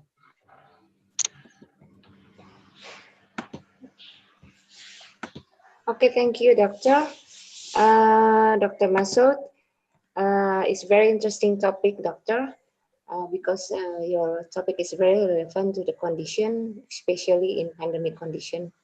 And hopefully the availability of adequate database will help policymakers create and decide on the program to make people's better life. It's very interesting. Perhaps I can conclude that the Dr. Masood presentation is talking about the large amount of data from the human activities and the opportunities of data for anything human activity, if I'm not mistaken, including on health sector, retail, and here in supermarket on ranges of the improve people daily life, and then also the opportunity of data analytic for the human behavior with efficiently and low cost, of course. And he also showed us some case in some countries, such as in United States, where the big data are used, and some aspects should be taken into account, such as culture, economic factor, social, and so on. So this is the conclusion of his presentation. Yes. And for those who you want to ask Dr. Masood to be detained first, I will give a separate time for the special question and answer session on the last session after the third speakers. So finally, we can give a very big applause for Dr. Masood Muhammadian for his very great presentation. And thank you very much. Yeah, yes. Welcome and nice to meet you. Nice to see you, Doctor. And thank you, Doctor. Thank you. Can I just for 30 seconds just say a few words, please? What I want to say is, first of all, thank the organizers for contacting me and inviting me to give a talk. It's been very challenging discussions and logistics. It has been, lots of work that came from the conference organizers. I thank you all. I have great memories from my time last year in Bandung, Indonesia, when I give a talk. Yes, I was there, and great people, great country, great culture, and great food. I thank you for great memories that you gave us, and I hope that the things get better. I wish you all health and prosperity in coming year, and I hope that we can visit each other. I can come to Indonesia, or you can come to Australia. Thank you again. My memory of Indonesia is great. You are great people, and thank you again for inviting me. It has been a pleasure. And please do not hesitate to contact me if you want some information, if you're writing papers, if you're a PhD student or professor, we can give you the details. All of the information I presented is available freely. You can download with the codes and use it for your publication. Thank you again. Thank you, conference organizers. Thank you, Dr. Masood. Perhaps next time we can invite you to come to our campus, to Lampung as well, and very welcome to you to visit us. But kindly hold on your until the last session, Doctor, because we have still we still have a question and answer session. Sure, thank you. Thank you very much, Doctor. Okay, then we can continue to the next speaker. The speaker is would like to welcome to our second presenter, and now this time Dr. Ahmad Zaharuddin Sani, yeah, from let me excuse me, Deputy Director General Central Admission of Federal Government Malaysia. And please welcome Dr. Ahmad Zaharuddin Sani. And Hi, Assalamualaikum. Waalaikumsalam. How are you doing, Dr. Ahmad Zaharuddin? Alhamdulillah, thank you, Dr. Farani. Yeah, okay, nice to meet you, Dr. Ahmad Zaharuddin. Okay, before we start it, I would like to read your curriculum vitae, yeah. All right. So everyone can see, can know what are you doing now, and perhaps they will interest in your project or some of working. Okay, let me read it. Dr. Ahmad Zaharuddin Sani graduated from BHSC Hans International Islamic University Malaysia and master in University of Nottingham, England, and PhD in University Malaya. And beside that, he has a certificate of massive open online course on climate and Pacific Island from UNESCO. And now he also served for recent 3 years in 2016 until 2018 as a director in IPDM, University Utara Malaysia. And now in Stratcom, if I'm not mistaken, Doctor, yeah? Stratcom, what is that? Strategic Communication. Okay, Strategic Communication Committee in Malaysia, Government of Malaysia, right? And then several international achievements have also been obtained, something in 2009, 2011 as honorary fellow in Asia Institute, University of Melbourne, Australia, and 2011 until 2015 as a research association in Monash University, Australia, and in Indonesia also. In 2017, 2018, visiting professor at the Faculty of Law in Universitas Sultan Agung, Semarang, Indonesia. Is it? Yes. Oh, okay. And in 17 to 19, visiting professor at the Faculty of Law in the Universitas 11 Maret Solo, Indonesia, UNS. So you are very familiar Indonesia, yeah? Yeah. Okay. And now, ladies and gentlemen, let me welcome to our second presenter, and he will deliver a presentation entitled with the foreign workers in Malaysia and assessment on COVID-19 impact on migrant workers in Malaysia. Okay, ladies and gentlemen, please welcome to Dr. Ahmad Zaharuddin Sani. The time is your doctors. All right. Thank you very much, our moderator, Dr. Farani Santi. And thank you very much to all the panitia who organized this thing. Before that, Assalamualaikum warahmatullahi wabarakatuh and selamat siang. I would like to thank and congrats Dr. Mausud. It's a good presentation. Since that I was with the Stratcom of Malaysia, data mining, data analytical is the way to go right now, where we need that to do the forecast and prediction for the future. And with the data and the analytical, we can predict, we can plan for the future.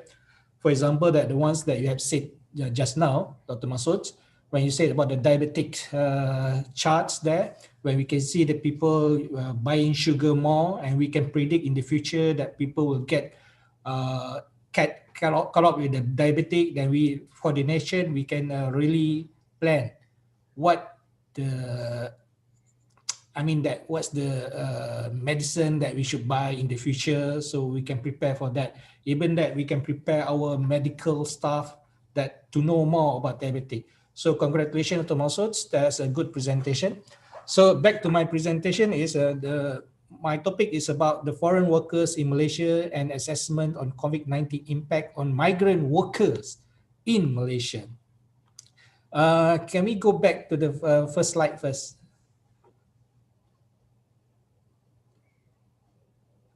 All right, another one. Let's go to the topic first. No, I mean that first slide.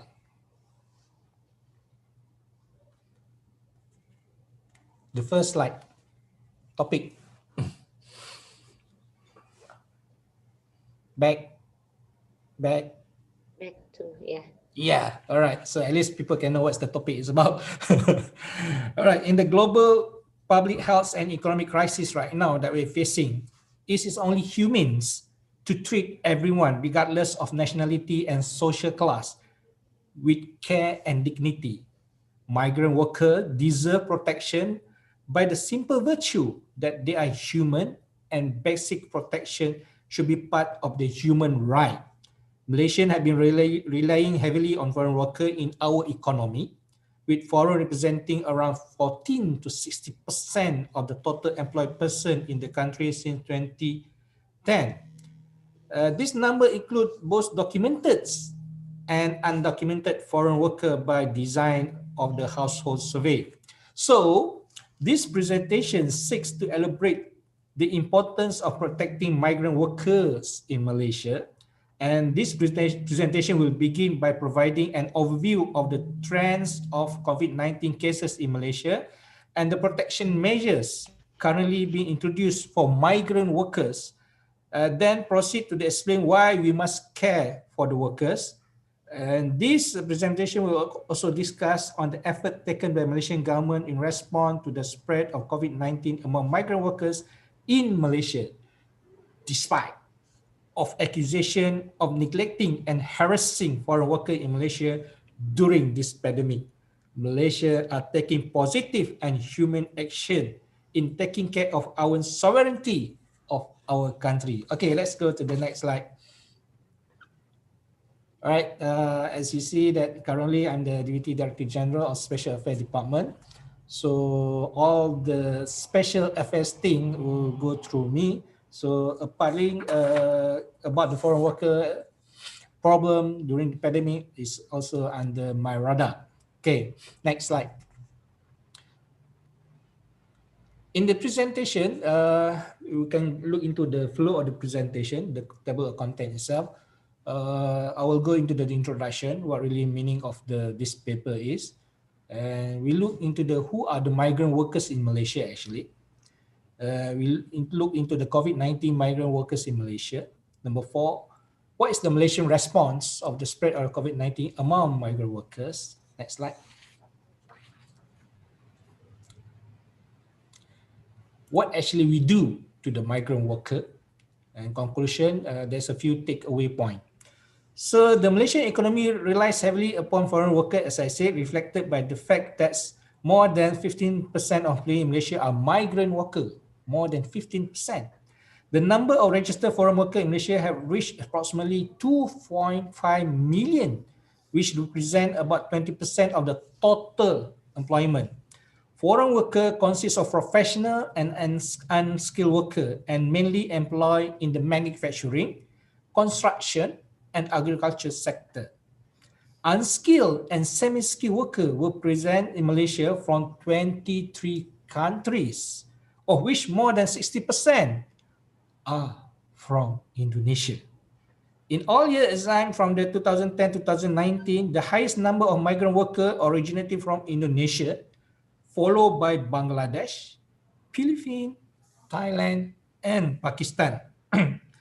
Hence, this presentation seeks to elaborate the importance of protecting migrants workers in Malaysia. So this presentation will begin by providing an overview, as I said, the trend of the COVID-19 cases in Malaysia and the protection measures introduced for migrant workers so far, then proceed to explain why we must care for them. Next. Foreign workers are important to the economy. According to Labour Force Survey, Malaysia has historically been relied heavily on the foreign workers. The number includes both documented and undocumented foreign workers by design of the household survey is very high. Malaysian economic structure has transitioned away from a more capital-intensive model to more labor-intensive model that is skewed towards low and semi-skilled workers. However, public discourse on the employment of foreign workers had been largely negative, typically revolving around the claim that foreign workers take native jobs and suppress the wages. In the comprehensive study commissioned by Malaysian government and the World Bank, it is an immigration in Malaysia assess of economic effect and the review of the policy system report found that the claim that indeed partly true. On the other hand, all the male native workers with secondary education become the main beneficiaries as they were made the supervisor of the foreign workers. On the other hand, the least educated, lowest skilled Malaysians had to compete directly with similar low-skilled foreigners, and those have been significantly disadvantaged as they experience job displacement and wage suppression. Undeniably, the plight of 1 million Malaysians need to be investigated is extensively by policymakers for appropriately policy intervention. Yet, it's equally important to note that this does not reflect the overall reality of the impact of foreign workers on Malaysia's economy. So, neglecting foreign workers' welfare gives rise of significant public health and economic externalities. COVID-19 had laid bare the pervasiveness of public health and economic externalities beyond what we once imagined. In this case, foreign worker, the externalities can be manifested in various ways, some of which are discussed in this presentation. First, the failure to manage foreign worker exposure to the virus, restraining the public health care, and lightening national lockdown. Foreign workers in Malaysia are known to live in congested living quarters, making them one of the most vulnerable groups in the face of deadly virus.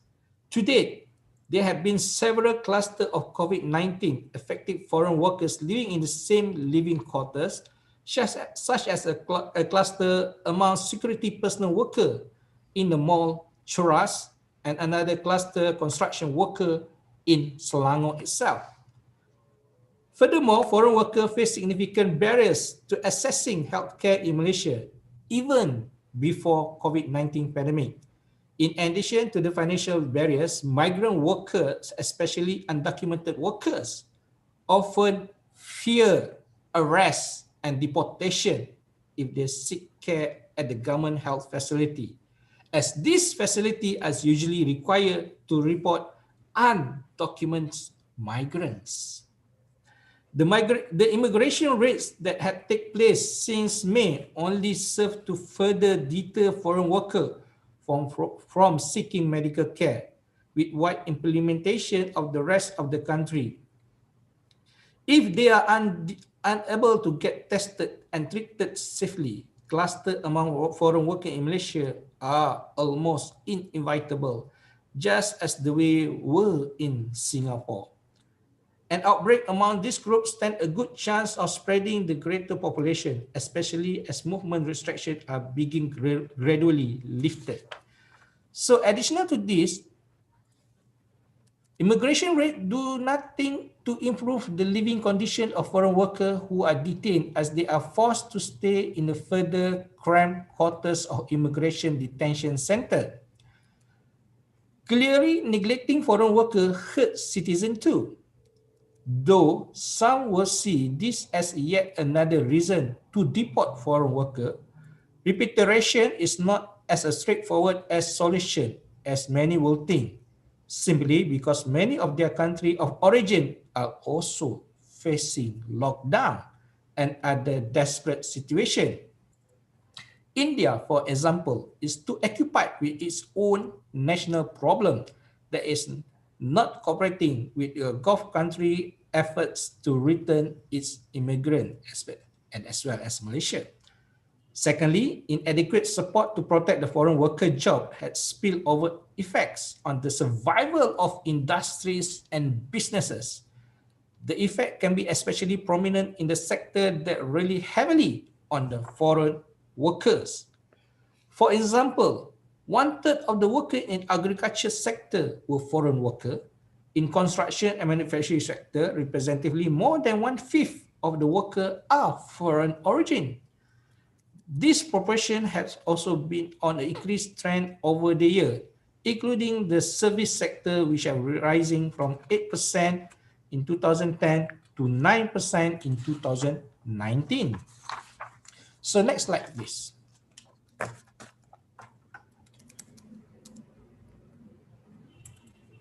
Who are the migrant workers? All right. In this presentation, migrant worker refer only to migrant worker who are low paid and low to semi-skilled. Those exclude expatriates who work in high-paying skilled occupation. Malaysian migrant worker population include those who are documented and undocumented.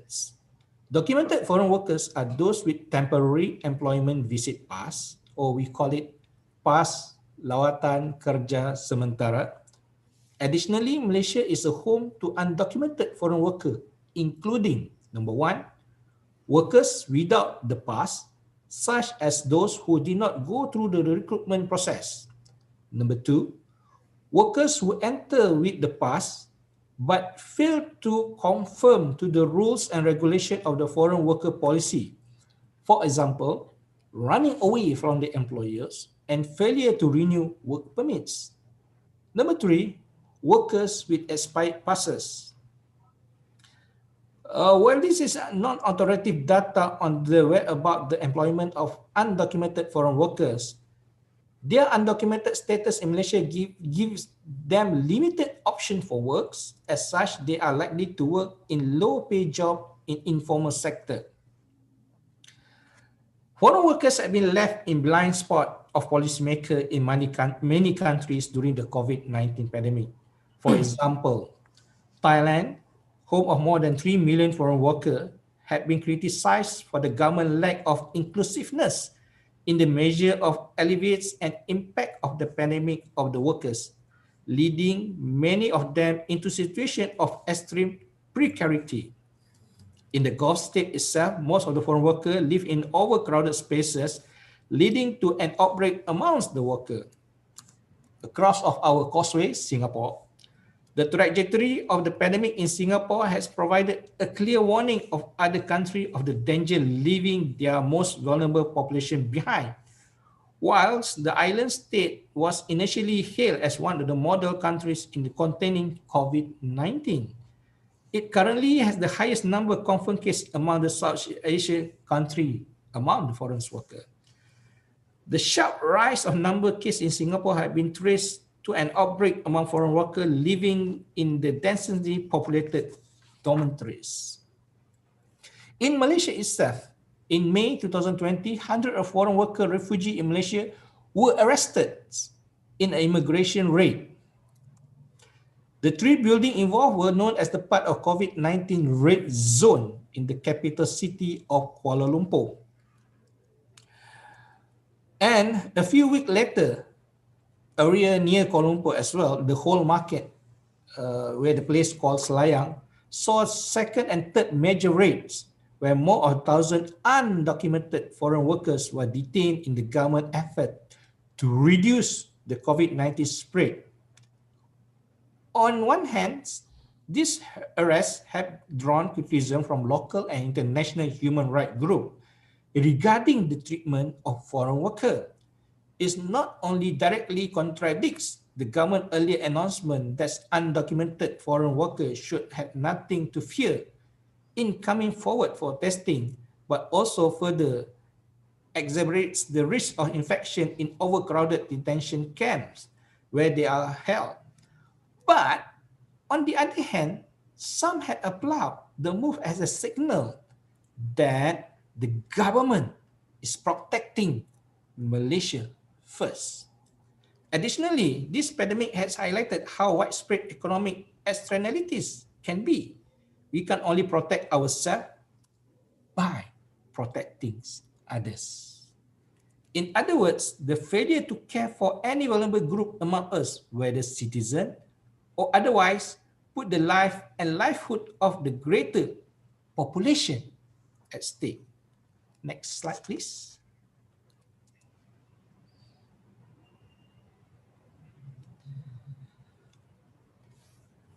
All right. COVID-19 migrant worker in Malaysia, the scenario drawn criticism.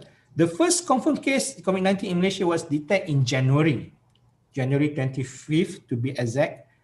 While the pandemic first spread slowly in Malaysia, there is a rapid rise in number of confirmed cases in March, and now even in December, it reaching daily 1,000 something. Initially, Ministry of Health released data on new cases by citizenship only. But starting on the 25th April, announced that out of the totals 14,000 foreign workers tested for the virus, 676 tested positive, compared with the country tally at the moment with 5,742. This means foreign workers made up 11% of the total number of confirmed cases in Malaysia population. So testing foreign workers in Malaysia may be especially difficult as non-citizens dispersed all over the country.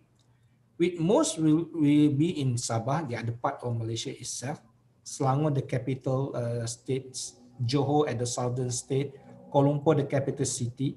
So the case may be practically difficult to detect amongst undocumented foreign workers as they fear making their presence known due to possible legal ramification. So non-citizen from the majority of the case is active cluster through May, including a factory cluster and construction site in Kuala Lumpur itself, a cleaning company, a plantation cluster, and furthermore 400 cases were recorded in the capital city itself and nearby the airport. So by June, the total number of tests carried by Malaysia was 17.3% of 100,000 people. In general, the Malaysian government have provided limited assistance for the case of the country foreign worker population. As next slide please, the senior minister have said that the welfare of foreigners is the immediate responsibility of their respective embassies. Based on this comment, Malaysia government will offer support in terms of coordinating and purchasing supply if necessary.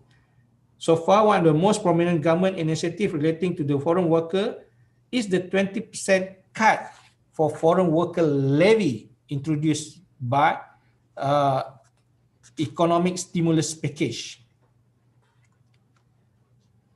Several foreign institutions have stepped in, provide labor protection for foreign workers in Malaysia, giving report unpaid wages, unfair termination which have surfaced since that MCO. For example, the Bangladeshi High Commission had been working with employees on the salary issue, while the International Labour Organization had been documenting labour contractual violation committed by employer. As for access for COVID-19 testing and treatment for foreign workers, there has been somewhat conflicting messaging given by the Malaysian government throughout the pandemic. We have released in the beginning that foreign workers who are suspected of being infected with coronavirus are also contact with the COVID-19 patient are exempted from outpatient fee. However, in March, foreign worker must pay for testing and treatment for COVID-19, but now everybody have to pay for it. Overall, help are available for foreign workers in Malaysia and is come in a fairly fragmented from all the embassy and civil society organizations. This is not surprising given the assistant role our government has internationally taken from the start when it comes to the welfare of the foreigners. As such, despite the existing effort taken by multiple parties, it is believed that without a systematic approach, it is far from sufficient, and large number of foreign workers, including those in hiding for fear of arrest, as well as those remote areas such as plantation, manufacturing, and domestic work are bound to left behind. Next slide.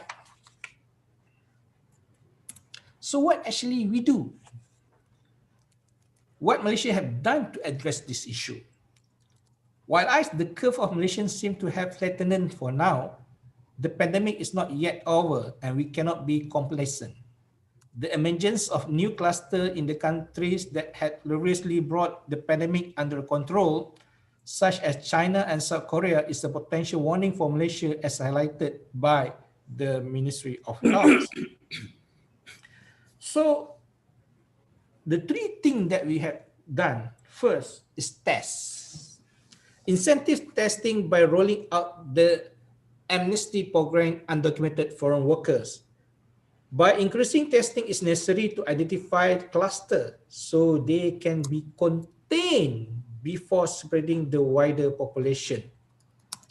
However, as discussed earlier, many foreign workers, especially who are undocumented, do not feel safe to get themselves tested for fear being detained. So the number two that we do is three, increase capacity of treatment facility for foreign workers.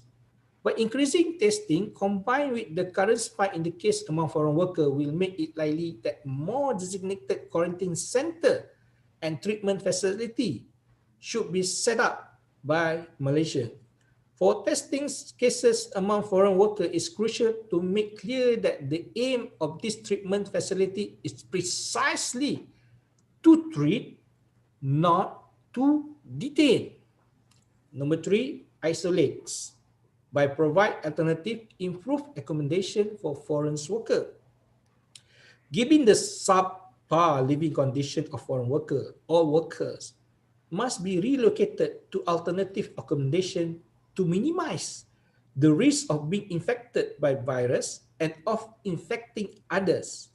This accommodation must meet certain standards to enable foreign workers to effectively practice physical distancing along with good hygiene, such as washing hands with soap and water. So this is currently done, whereby upon the coronavirus outbreak, among the foreign workers in the purpose-built dormitory by the Singapore and being practiced by Malaysia itself. So some of the foreign workers were relocated to the military camp, floating hotel, vacant housing board block, sport facility, and several other alternative accommodation. So next slide, please. So what's the takeaway point from this presentation?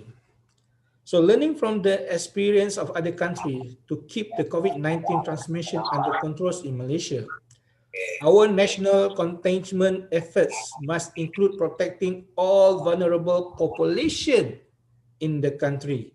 This must include extending protection for foreign workers.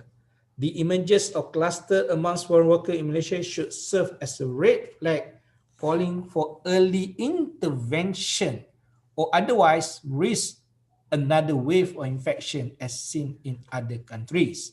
Number two, taking care of foreign workers in Malaysia is not only humane, it is sensible. Firstly, because foreign workers are important to Malaysia's economy. Secondly, neglecting foreign worker welfare in the time of pandemic occurs significant public health and economic externalities to the country. Amongst other, it strains at the public healthcare system, increases the risk of prolonged lockdown, and unplug the economic access to the large swaths of the workforce.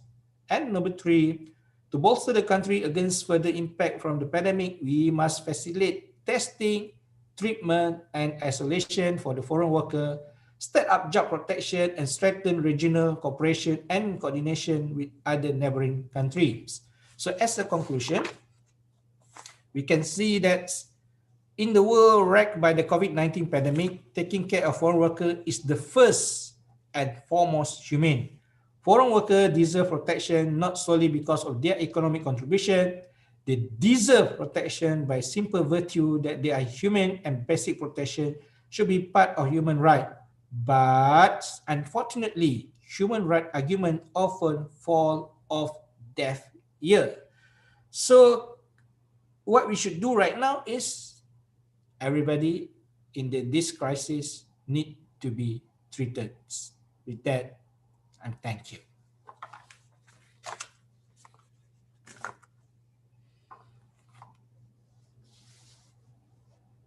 Thank you very much.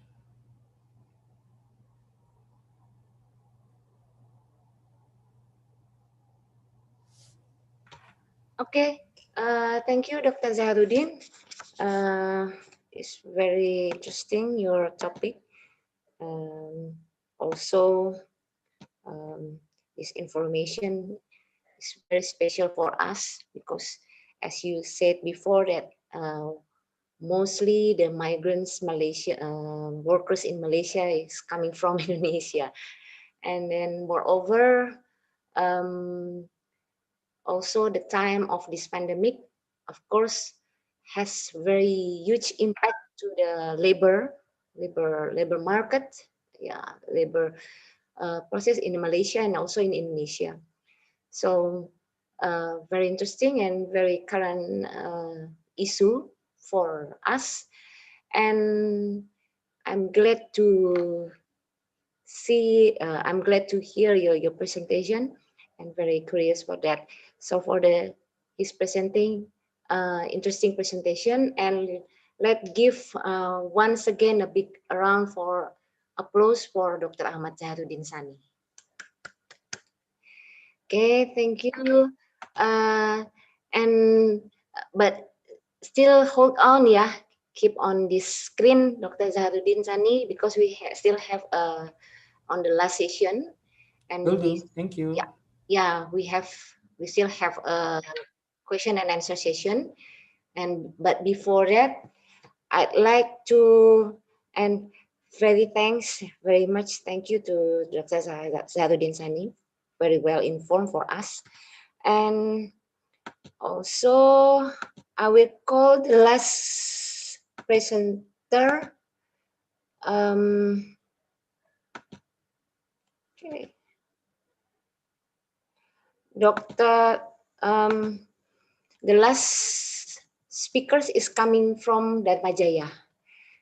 And then please welcome Bapak Joko Triloka, PhD,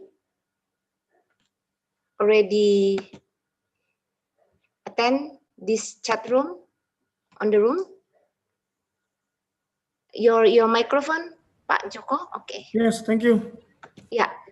So this is your. Before you started, I will read your curriculum vitae first, yeah. Okay, no problem. Okay. Yeah. Bapak Joko Triloka, PhD. He is a lecturer in Faculty of Computer Science in IIB Darmajaya, and some of the education background. He got a PhD in University Brunei Darussalam, majoring in computer science in 2018, and master degree in Bandung Institute of Technology, informatics, majoring informatics, yeah, graduate in 2007.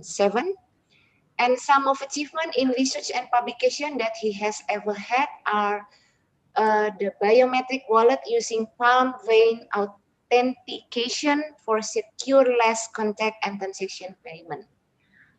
And also he has some research grant, yeah, in 2012 until 2014 about the integrated motion analysis system, IMS, from University Research Council grant from University Brunei Darussalam, and also research scholarship from University Brunei Darussalam in 2012 until 2015.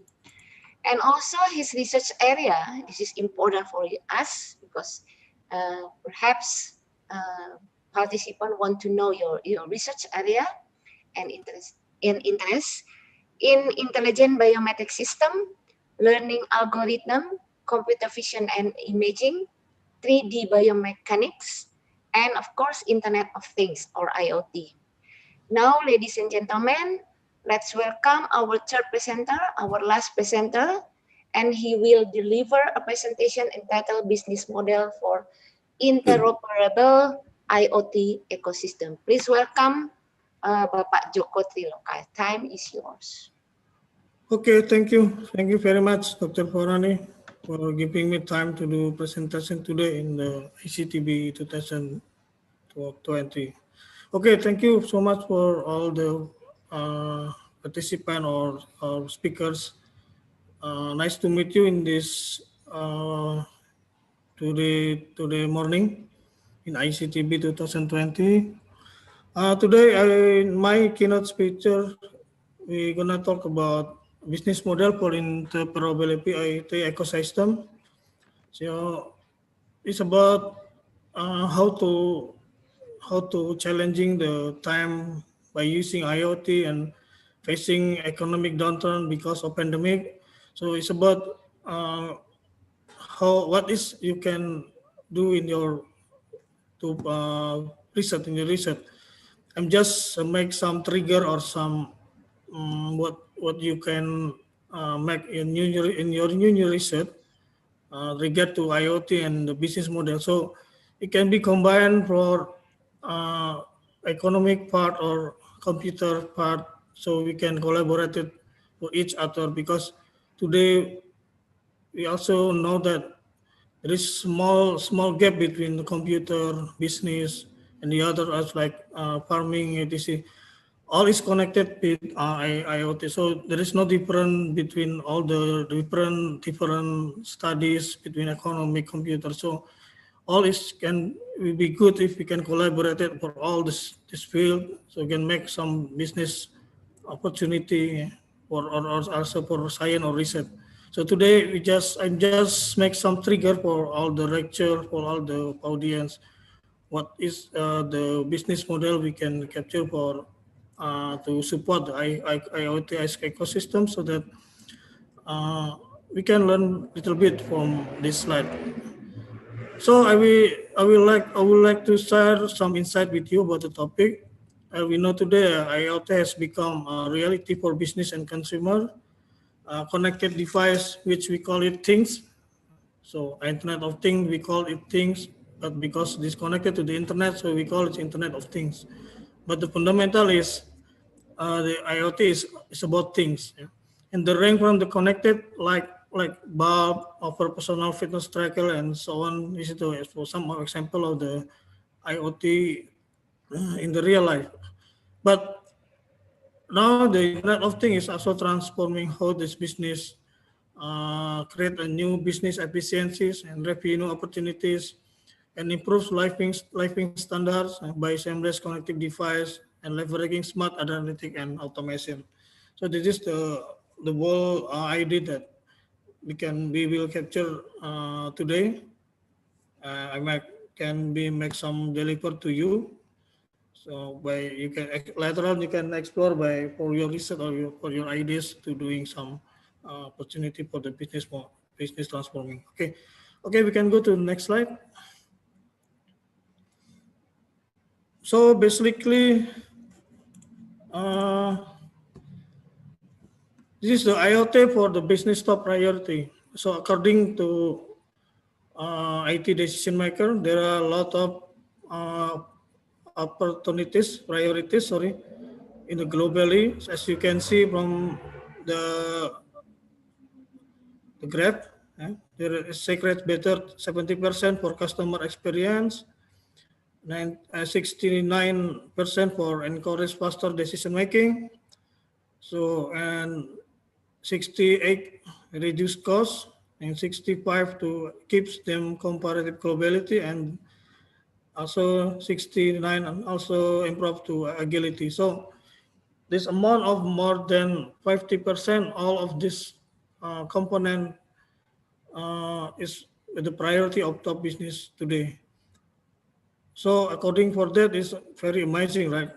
Very amazing how to IoT is impact for the business priority. This is the basic knowledge for us. As we have to know that how much IoT can impact for the business. So from this data, now we can see that the top priority is become all use of IoT for the supporting of the business. Next. Oh, this is a IoT developer. Well, as you can see, for the significant measurable benefit, it is still background. Background how to IoT is makes some deliver significant measure and benefit for us, but is related to the business.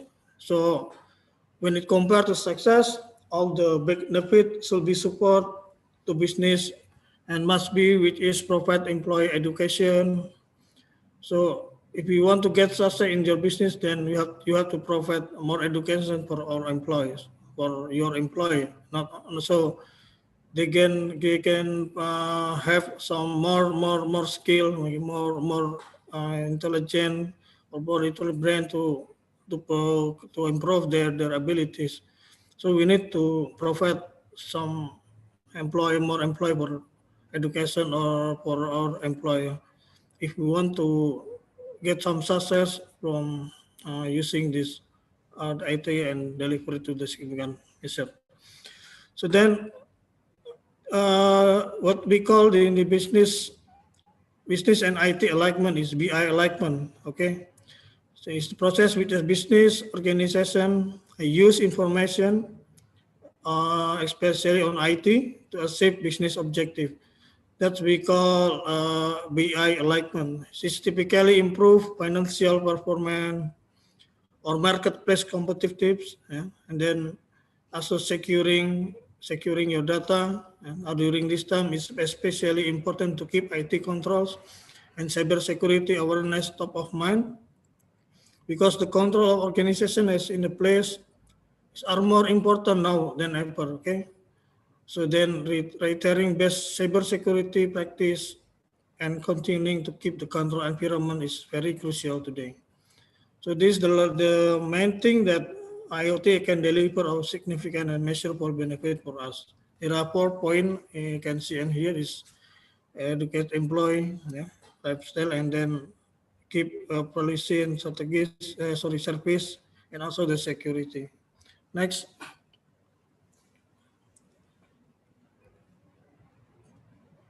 This is the more detail about what is the critical component for the IoT. As you can see that Internet of Things consists of sensors, of course, is the main part of the IoT. And then, of course, IoT have to smart network, I think. Not only smart, but network also become smart, and then it can be developed. And then mobile device for the interface of IoT and human. And then lastly is digital signet. So it can be made for some payment or if you can do some payment, then you have to your signet, digital signet, or your based on biometric or based on signature. It can be anything, but this is 4 critical components for IoT. They have IoT have to have some sensor interface in the apps, and then smart networks, and also for signet for the authentication of user. Okay, next.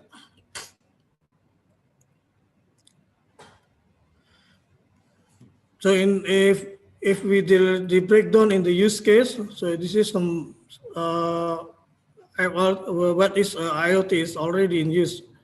So IoT is more used in industries, also educational and government agencies. So 6 key area is about public safety and asset tracing, tracing. Then field management and transportation. Then cannot monitoring and control, and smart energy and payment. So this is the most IoT used in the real life. In the real life, we have a lot of things about how to IoT can use a benefit for our life. All the field like industries, educational, and government agencies also nowadays they are using a lot of IoT or support their business process. Okay, next. So then from this background, we can deliver some quotes that the understanding of how the Internet of Things will transform business. But then later on, I will try to more detail about this. But the quote, the most quote is about understanding how the Internet of Things will transform your business. Okay. Next, sorry. Okay, I'm just be some get briefly about IoT ecosystem. It's about a combination of various IoT layers. So it's beginning from the user layer to the connectivity layer. It consists of various architectural components like hardware component, of course, software, then analytical components, connectivity layer, and etc.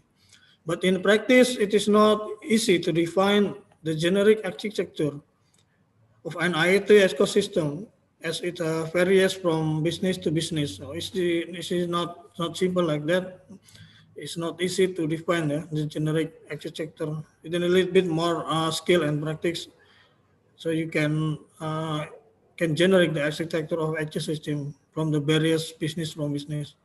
So then we try to generalize the component for an IoT infrastructure based on which an ecosystem is built upon. This is the briefly about the IoT ecosystem. Okay, next slide. So we can call this Internet of Things ecosystem map. As we can see, there are a lot of there are some layers, not a lot. I think only 5 layers, but each layer have the flavor about what is inside the integrate, analyze, acquisition, interaction, and also context. As you can see from the screen, that integrate is most correlated to the business, and then analysis about the data. Acquisition is about the device component in IoT. So interaction is like interface between hardware and software to the people who, as a user, who will be use the IoT things. Use the IoT. So then inside the interface should be a context. It can be asset, market or product, anything. So this is the if we drawing by map, it will be should be like this. There are a lot of inside there are a lot of stakeholder inside each of layer, as you can see from the screen. Okay, this is the map of the Internet of Things ecosystem. So it will be all this thing, it has to be integrated for all the layer of the Internet of Things ecosystem. Next, sorry.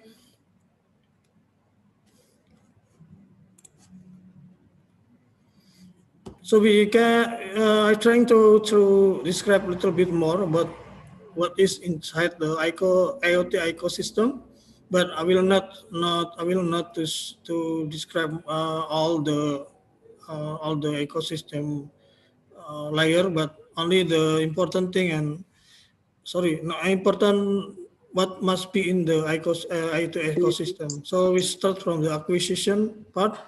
It's about the device component. So it should be will be sensor and actuator inside the IoT components.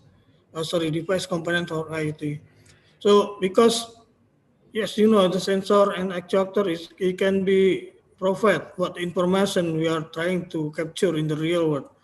So from this example, if we can what we want to measure about what is the water flow coming in our house, and then it's about acoustic from sound from your music or your music playing, like you playing guitar or piano and etc. And then etc. And then humidity, you want to measure the humidity, temperature, your position, accelerometer, and so on.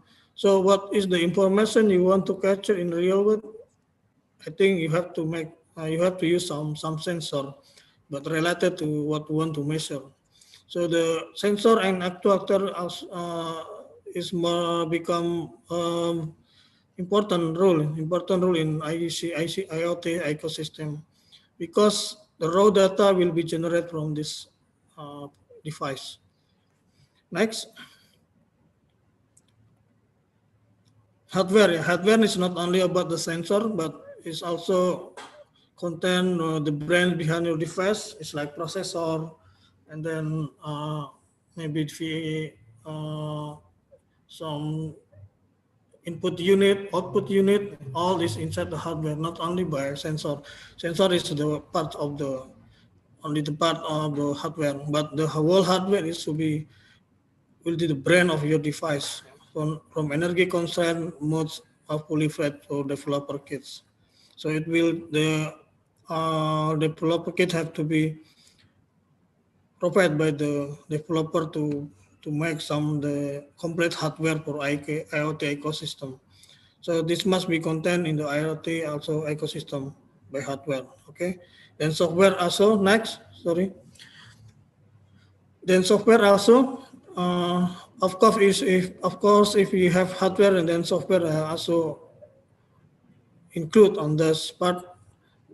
We cannot rely from if they have hardware, so software must be included also in the part of the IoT ecosystem. So it's about IoT protocols and programming language. So any programming language, any protocol. So also we can implementation in the IoT ecosystem where is open source on is you have to pay some programming language also that still you have to use that.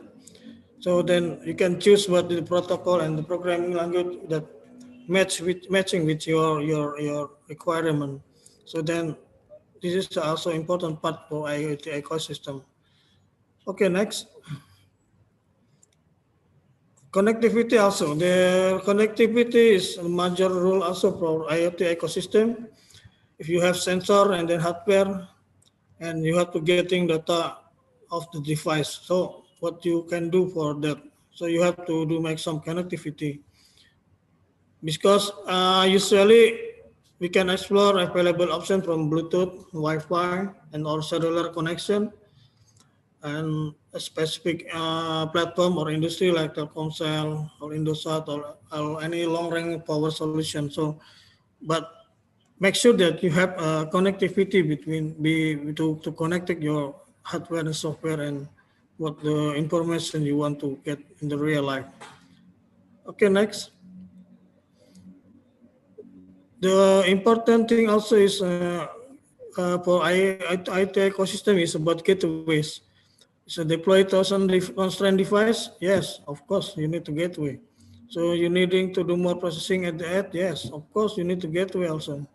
So deep into the range of availability IoT gateway hardware and software tools available. So you can get from the others, from the vendors, from the any provider, what is the gateways you want to use, because it's emerging as the key element of bringing legacy and next gen device to IoT. Then integrate protocol for networking and then storage and edge also for the analytic and data. So this is also become important role to IoT ecosystem. Okay, next. Then we move to the second layer. Is about analyze. Analyze is about the data. So IoT edge intelligence is about how to analyze data close to the action and selectively send data to the cloud. So IoT is if you are using a data in IoT, so you have to send all your data to store in your data in the cloud. So of course this part is not doing by manual. So you can use some of big data analysis software like Tableau, Python, etc. Sorry, and for automatic data processing, you can based on what features you want to extract and analyze it. But it should be it should be automatically processing without manual disrupting. So this is the IoT edge of intelligence. What do you want to? to capture. Okay, next. And then analyze about that next is IoT cloud platforms is for storage, analyze, and act on the streaming data from device and application using IoT cloud services. So developing this IoT is a complex endeavor, and nobody wants to do it from the scratch, from the lower beginning of IoT. So data platform can provide over jumping of point by combining many of the tools you need it and to manage, and also to deployment from device management and data prediction and insight into one service. So you don't need to worry about if you once you select the platform, then the platform will insight into one service. So you only need one service, one platform to do your any analyze, storage, and action you want to develop in your IoT. But this is the also important role for IoT ecosystem. Okay, next. The other part is about IoT analytic and IoT machine learning. So this is the additional thing.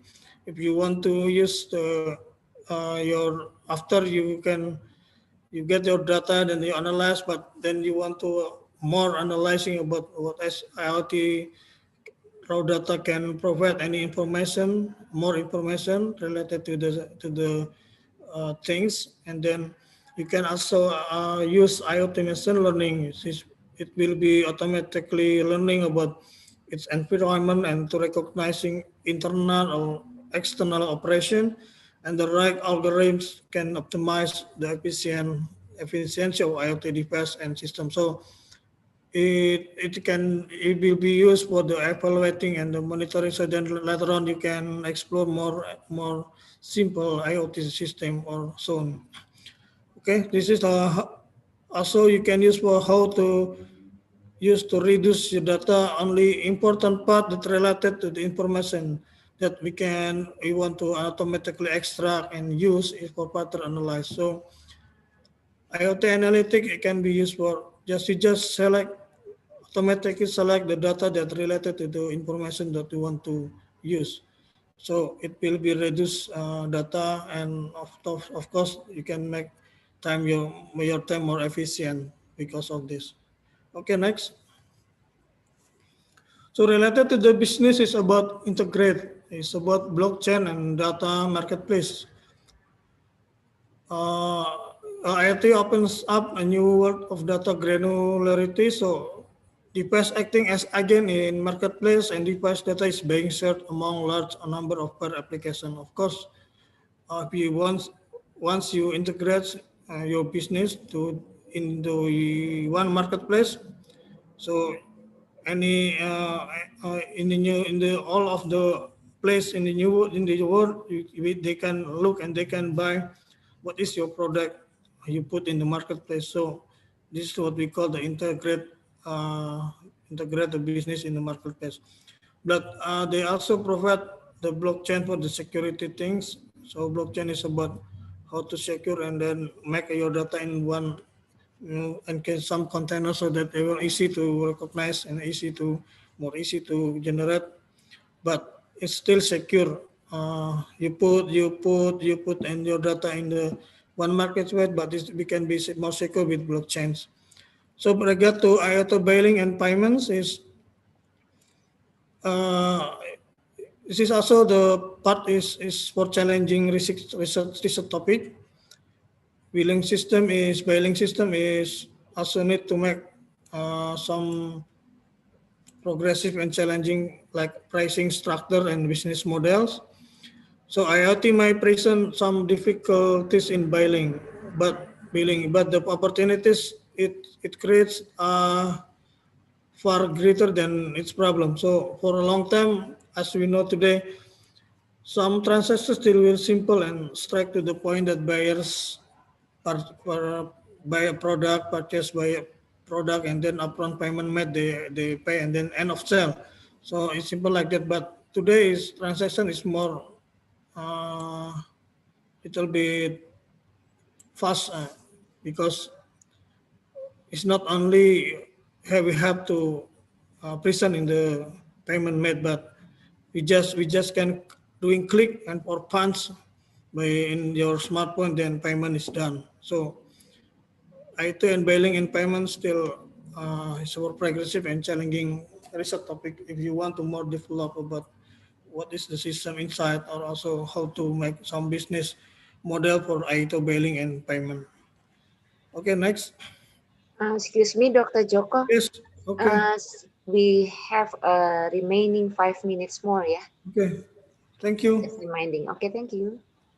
So we come to the peaks of this presentation, how to, what is the problem in IoT ecosystem. So today we know that all the application is, they have their own interface, data format, and semantic web. Its variety platform interface from private space of the interface connector is become, so they just running by their own product, their own platform. So this is the problem of IoT in ecosystem. So there is no, we need more interoperability for connecting all these device, all these application and platform. So this is the problem that we are facing today. Some of the providers start to generate the interoperability, but it's still more you can use this for the challenging for our research, so you can still develop new things about interoperability for the connecting all these device, IoT system and application in the real world. So this is the problem what in IP ecosystem we are facing today. Okay, next. Since I can give this word because this is one the ideal things that if we can embed interoperability IoT system, so high level design or IT, it can be reached for us. So should be the ideal things about it should be like this. So platform, network impact, and market expectation all be connected for the by using the interoperability of IoT ecosystem. So this is the approach towards an interoperable IoT system. So all this platform, all this application is all is connected by one IP or one marketplace. So marketplace is become more crucial things in this context. So IoT ecosystem, the concept is they can integrate for all this platform, all services, all gateway, one gateway in one gateway, but it's still connected for each other by using one application. So this through the one marketplace. So this is what the concept of we can approach toward for IoT. So, but the insight of how to develop marketplace still is in a challenging topic. Okay. So the methodology is based on this value network. Next slide. Sorry. The methodology is based on this value network analysis. So this is the about how to connect it, how to relationship between all this part of the IoT ecosystem. So we can see on the screen how it be related, and but we only kept. So I'm trying to only 4 things about this value network. It's about application provider, marketplace provider, IoT platform, and things and provider. Okay, next slide. So the keyword is interoperability is needed to exploit the economic impact and all business opportunities emerging from the IoT. So, but I will only try to explore not all, only for component from this interoperability. So from the next slide, we can see that the first one is business model canvas for IoT platform provider. You can, as you can see from the table, so this is the how to mapping what the business model canvas for IoT platform provider. And then the next slide is this is the model, the how to canvas, how to you can use this model canvas to develop an IoT things provider. And then the next slide is how to business model canvas is for a service and application provider. So if we can use this, one more is the business model canvas for marketplace provider. So you can use all this business model canvas to, if you want to develop one by one, is about how to interoperability the IoT ecosystem. So the marketplace is next slide. Sorry. The marketplace is the centerpiece of interoperability IoT ecosystem. So based on the marketplace, it can offering consumer, then they can correlate it offering consumer and offering provider. So then it can be leveraged for any field of in the real life. So bringing together for offering providers and covering consumer is offer more than one service. It's in the overall value chain and application and across all the vertical segments. So the marketplace utilize the exploitation across the complete value network and IoT ecosystem. So the marketplace can push the utilization for all involved ecosystem stakeholders. So due to API and the advanced discovery of all monetization facilities. Okay, next slide. So this is the conclusion of this presentation today. So that interoperability brings new business opportunities for all participants in such of ecosystem. So by using the value network model analysis, we can identify the key stakeholders relationship and well as tangible and intangible value exchange between different roles. So then based on business model canvas method that I have described before, we can analyze also existing business model of 4 key stakeholders and identify how this model are being exchanged through interoperability ecosystem. It can be provide more value for their customer. And the lastly is we can identify also the marketplace as a fulcrum of such an ecosystem and the importance of this role for intersegment and intra-segment interaction. Just thank you. That's for my presentation. I think we can back to Dr. Farani. Thank you.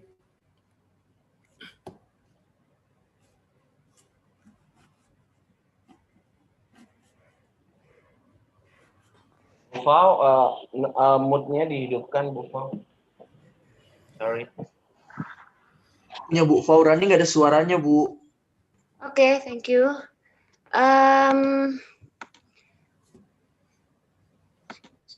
Okay. It's very interesting, Pak Joko. Triloka, Dr. Joko Triloka, thank you for your very interesting topic. Maybe it's very related to the study from Dr. Sani and Dr. Mausud, and hopefully it will be extraordinary and useful to study to be implemented. It's very, thank you very much for presentation this time, Pak Joko. And we can give a big applause for Bapak Joko Triloka for his well-informed report to us. Thank you. Okay, and ladies and gentlemen, now this is the last session.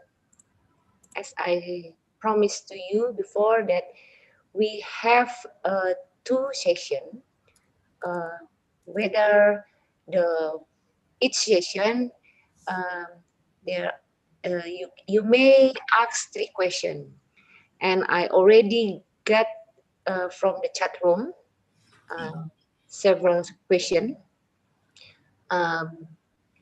Maybe I will read first the first question, but I think this is some of question for the Dr. Masood. Dr. Masood, are you still here? Dr. Masood? We are still calling him, Ms. Warani. Okay. So let me to question from this one from Janwa Hetanto Baturaja from Dr. Zaharuddin Sani. Yeah. The question is how the Malaysian government will also implement a vaccine program for the community, and of course for the is there any something like a vaccine program in Malaysia? And then the second one, How does the Malaysian government handle the migrant workers at the borders, such as in Sebatik or Anticom? This one is the question for Dr. Zaharuddin. Before we continue to Dr. Masud, because we're still waiting for him. Could you please to answer, Alright. Dr. Zaharuddin? Boleh. Thank you for those who are asking me the question. The first question is about the vaccine. Yes, we have a lot of program about vaccine. We already have developed. We try to develop our own, and we also signed a few agreement with the developer of the vaccine. First of all, congratulations to Indonesia because you already received your vaccine from Pfizer yesterday or 2 days ago. So yesterday. So in Malaysia, what we plan is we want to give 70% of the population the vaccines. So to do that will cost a lot of money, and we don't really rely on one manufacturer because there's a lot of manufacturer of the vaccine right now. So we try to make agreement with every of them, and before that, we will ensure that the safetiness of the vaccine. Maybe the Indonesia take it first, then we see how it goes. so so we can know the effect of the vaccine after this. All right, so it's just a laughing matter. The thing is that we are on our own way, and we are producing our own, and we are also taking from the others. And inshallah, by next year, by the first quarter of next year, 70% of our population will get the vaccine.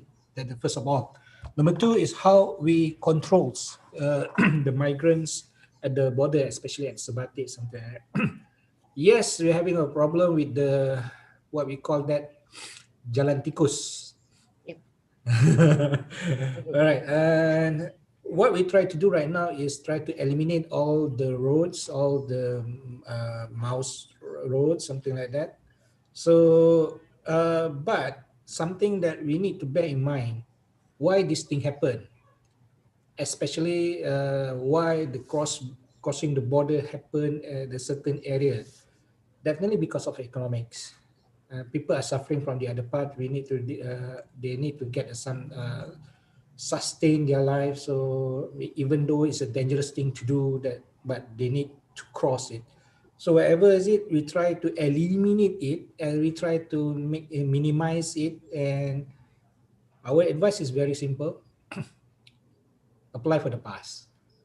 Just apply for the pass. When you apply for the pass, you are definitely insured. You are being covered by the government. I mean that anything happen to you, especially any accidents or any pandemic like this, you'll be covered by the insurance. So if you just cross without a pass and anything happen to you, it's your own responsibility. That's the main problem.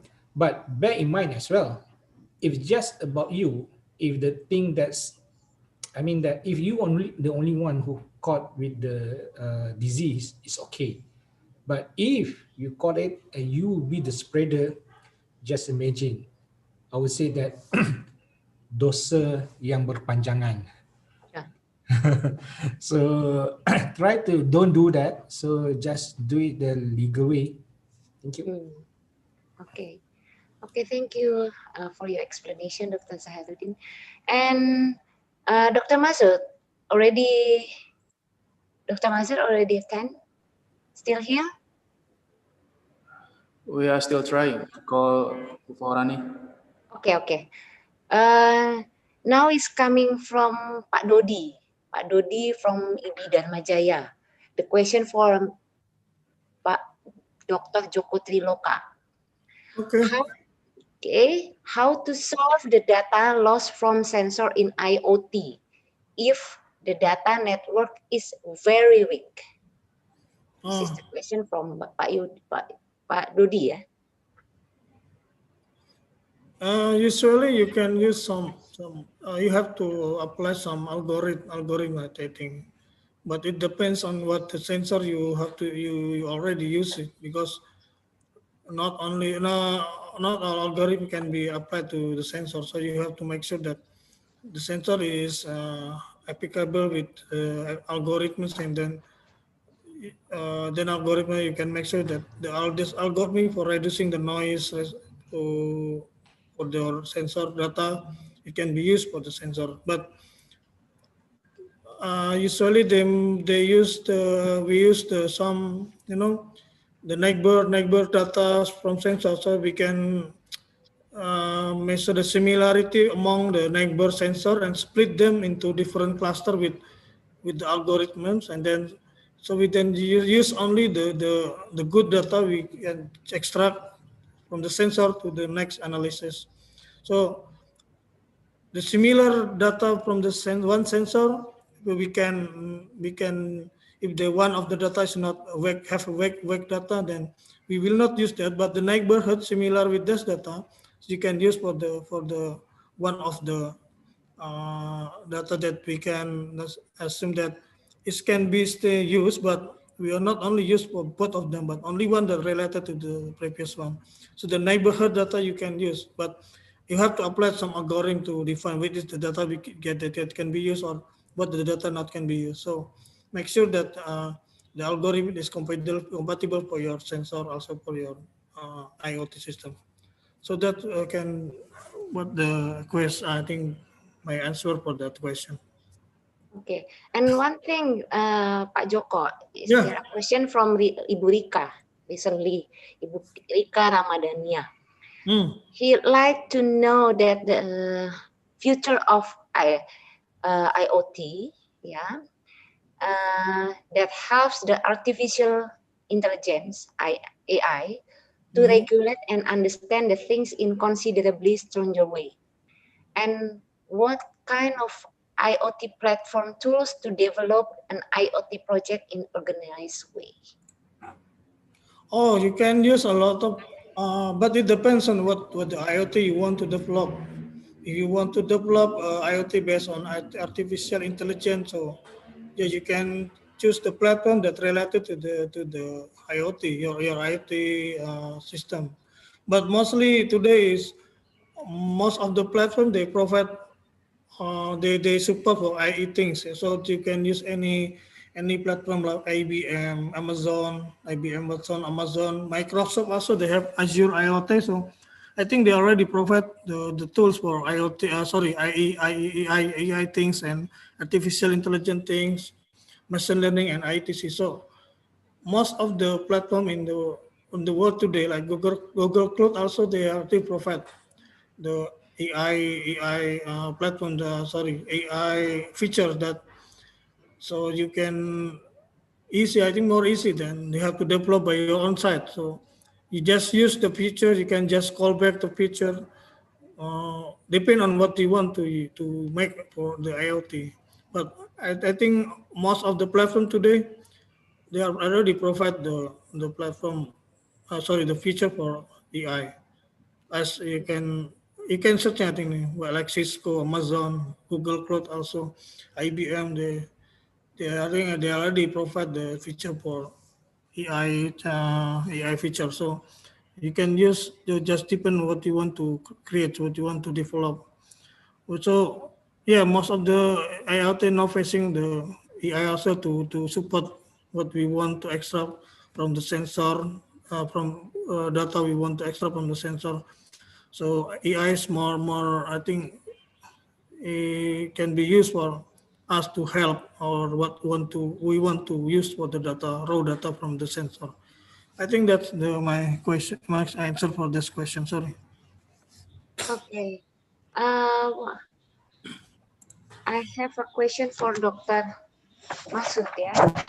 Dr. Masud is still here? Is already here? He's trying to connect with internet. Okay. Because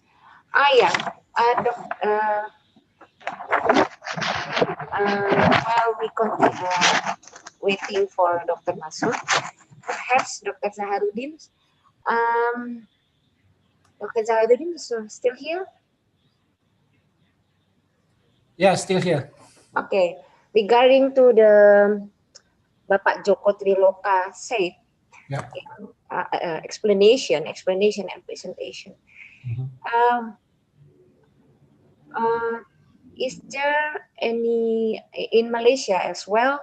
It's already such of the implementation of an IoT in my especially in labor system in Malaysia. Yeah. True. And The thing is, there's a few changes that I think that Pak Joko could enhance my suggestions. If you look into the Europe right now, what they do is they it's a cashless university, cashless society. Even you go anywhere, even though you go to the convenience shop, you don't bring any cash. The reason why don't you bring cash is not just because of the cashless society. It's how the government detect how you use your money, and by doing so, the government can know how much money you have in the account. By doing so, you don't need to fill any form, so they will tax you directly. So it's something that it's a good thing to have this thing, meaning that paperless, cashless, and deductless. Or you do it manually, where, as you said, I mean that without the IT system, I mean you just write down, you do this as a manual thing. Is a good for individual, but it's not good for the society. I mean for the nation itself. So it's up to us how we want to use it. Especially about the how it use the data. Now the main problem is not about that. I think in Malaysia, the main problem is how your data is being protected. All right. So even though that we know that lately now we are using the Zoom, I think the last 3 months there's a big headache about people who accessing Zoom from handphone, where they can hack your data. So it's about more. It's not about the data security. It's not about the system. It's not about the application, and how we allow people to access your data. As for example, nowadays that we are using Waze, all right. I think everybody is using Waze in their application. Uh, have you all know who is the developer of Waze? It's quite surprised if I say that the developer is Israeli. All right. So yeah. If the Israeli know wherever you go about, how do you feel that how secure you are right now? How do you feel that? So even though that he can detect you, how many times you go to the mosque, how many times you go to the bar, and you don't be worried, you'll be surprised if they come up with the data saying that wow, even the Muslim in the Muslim country didn't go to the mosque. So the security of the data in the cloud is quite worrying me right now. Even though in Malaysia, wherever you go, you just scan, you just take your phone and you scan the barcode to register yourself. So it's something like, is it the data breachment there? So I think the people in the law have to look into this thing. Yes, it make easier, true, but how about the protection to ourselves? If we don't have any protection to it and everybody can access, do we call it a public data, this thing? If we call it a public data, well, it will be quite dangerous, especially for the taxes. When people will know how many money you have in the bank, how much tax that you pay to the government.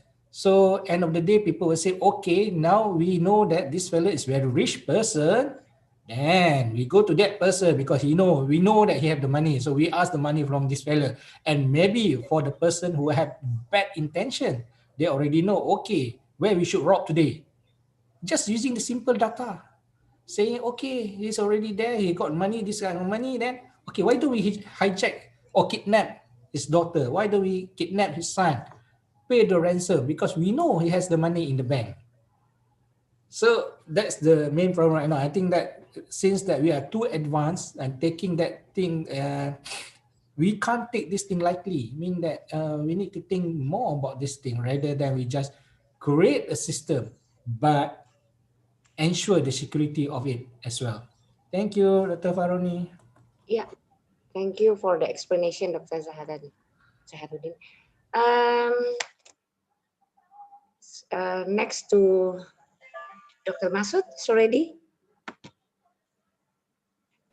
Not yet, Miss Forani. Okay. We're still trying. Still have some question for him. Let me, from Arwin Halim from Microskill Indonesia, and from Ibu Trufi Murdiana, and also if I check from the chat room, some of our students as well. Juan Krishna Tanubrata. Yeah.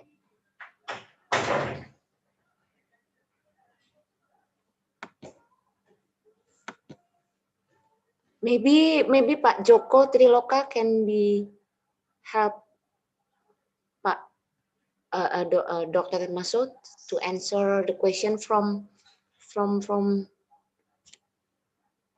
moment from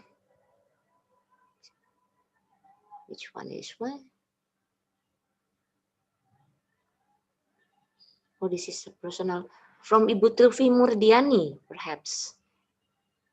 She asks about the data actually, and about the smartphone, yeah.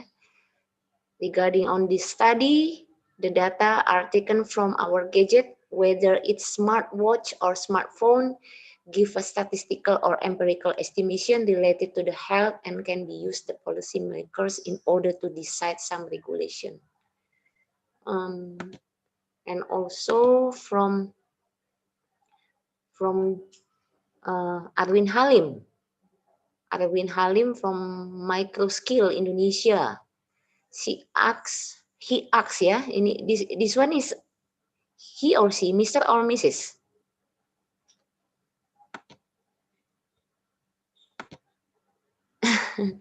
Okay, perhaps Dr. Joko Triloka, can you help to answer the question from Ibu Tulfi? I think it's also regarding to you about the, oh no, from the Juan Krishna Tanubrata about the prospect of the research.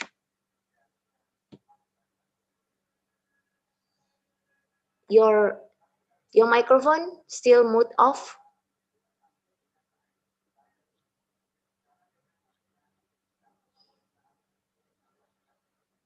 Pak Joko? Yes. Thank you. Okay. What? Yeah. What can I help? We're still waiting for the Dr. Masud. Can you give explanation, little bit explanation to our student? His name is Juan. His name is Juan Krishna Tanubrata. Yeah, I think it's from computer science, yeah, faculty. And he asks, does the increasing online user affect the data mining and informatics engineering? I think you can help to. Sorry, can you repeat the question?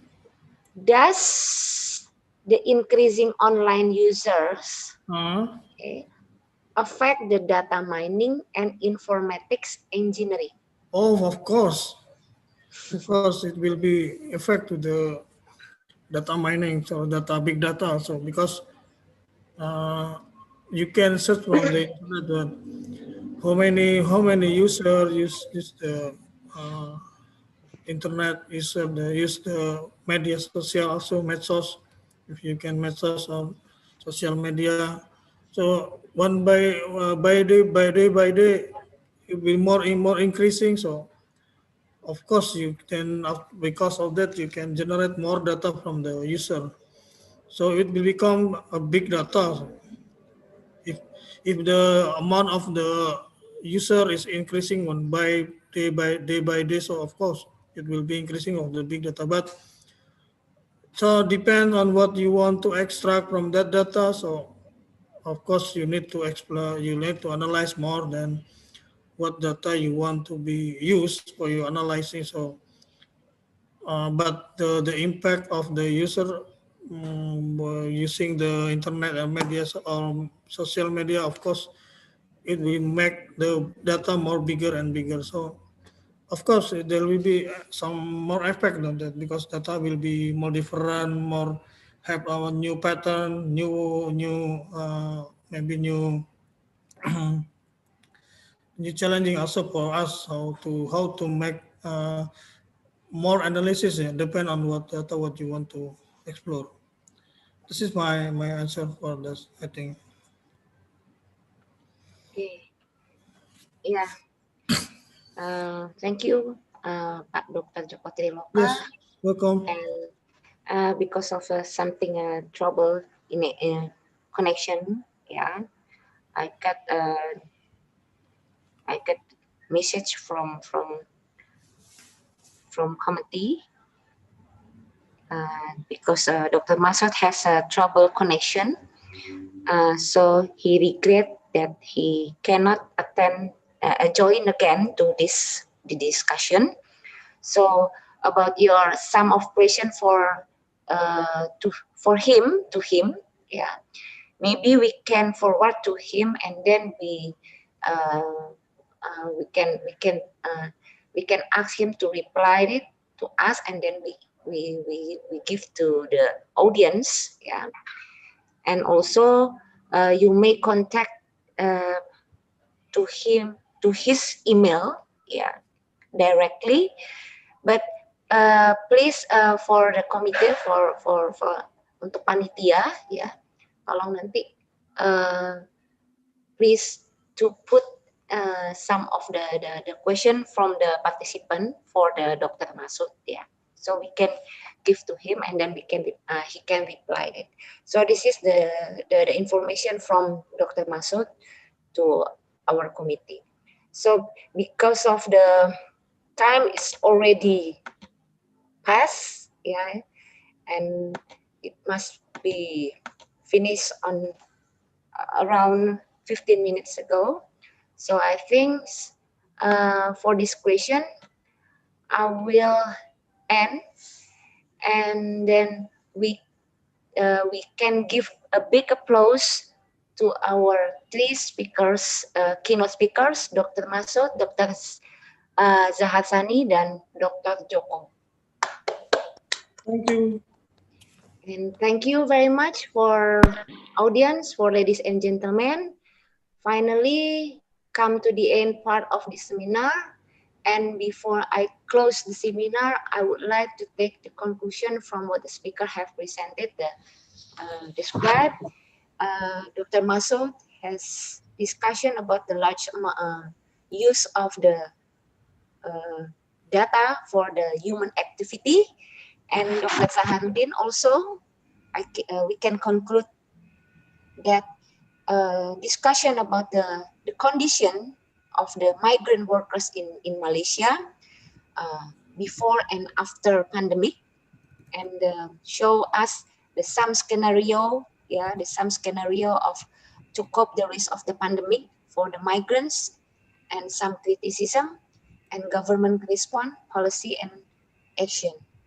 And also Bapak Joko Triloka, PhD, he explained the implementation of IoT in business model and the activity, benefits, ecosystem, problems, and development action of the IoT. So let me finally, ladies and gentlemen, finally we come to again, we give applause, a very big applause to our keynote speaker. Thank you. Thank you. Yeah. Okay. And then thanks again for all the presenters for their informative and interesting talking, and audience for your active participation. I also thanks to the committee, and hopefully the presentation and everything will be beneficial for everybody in here. And by saying Alhamdulillah together, Alhamdulillah, I close the keynote speaker presentation session, and I will be returned to the session to the host. Thank you for attention and see you on the next event. Assalamualaikum warahmatullahi wabarakatuh. Waalaikumsalam warahmatullahi wabarakatuh. Thank you, Dr. Forani, for moderating you on the ICITB. So, untuk teman-teman pemakalah, nanti akan di-share link pemakalahnya di grup pemakalah. Bapak Ibu semua jangan lupa absensi. Terima kasih. Nanti kita mulai lagi jam 1 siang. Di grup pemakalah masing-masing akan ada 2 grup, ada grup Ilkom dan grup Ekonomik. Jadi nanti akan masuk di sana dan ada the best paper, bukan the best presenting tapi the best paper yang akan nanti disampaikan di akhir setelah selesai presentasi. Jadi pemakalah wajib masuk semua dan memberikan pertanyaan atau masukan terkait dengan paper. Oke, thank you semua, thank you narasumber semua. Saya akhiri, wabillahi taufiq walhidayah. Wassalamualaikum warahmatullahi wabarakatuh. Oh, selanjutnya sorry, Bu Angga Lia ada yang mau ditambahkan, Bu Angga? Bu Angga? Tidak ada, cukup. Enough, baik, terima kasih. Zoom ini saya tutup, terima kasih semuanya. Yang belum absensi, saya ingatkan lagi kembali untuk absen.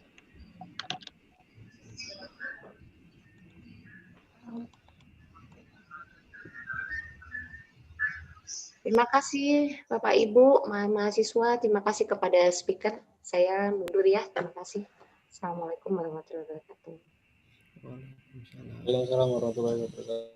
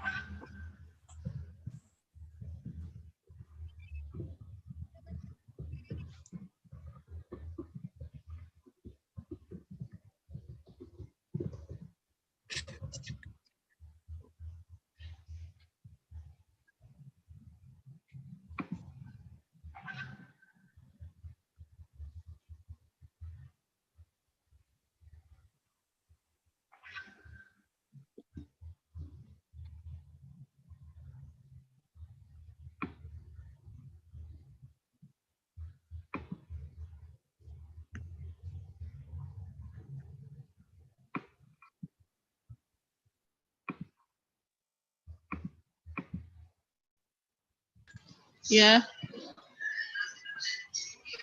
Oke, nggak ada Pak Dedi.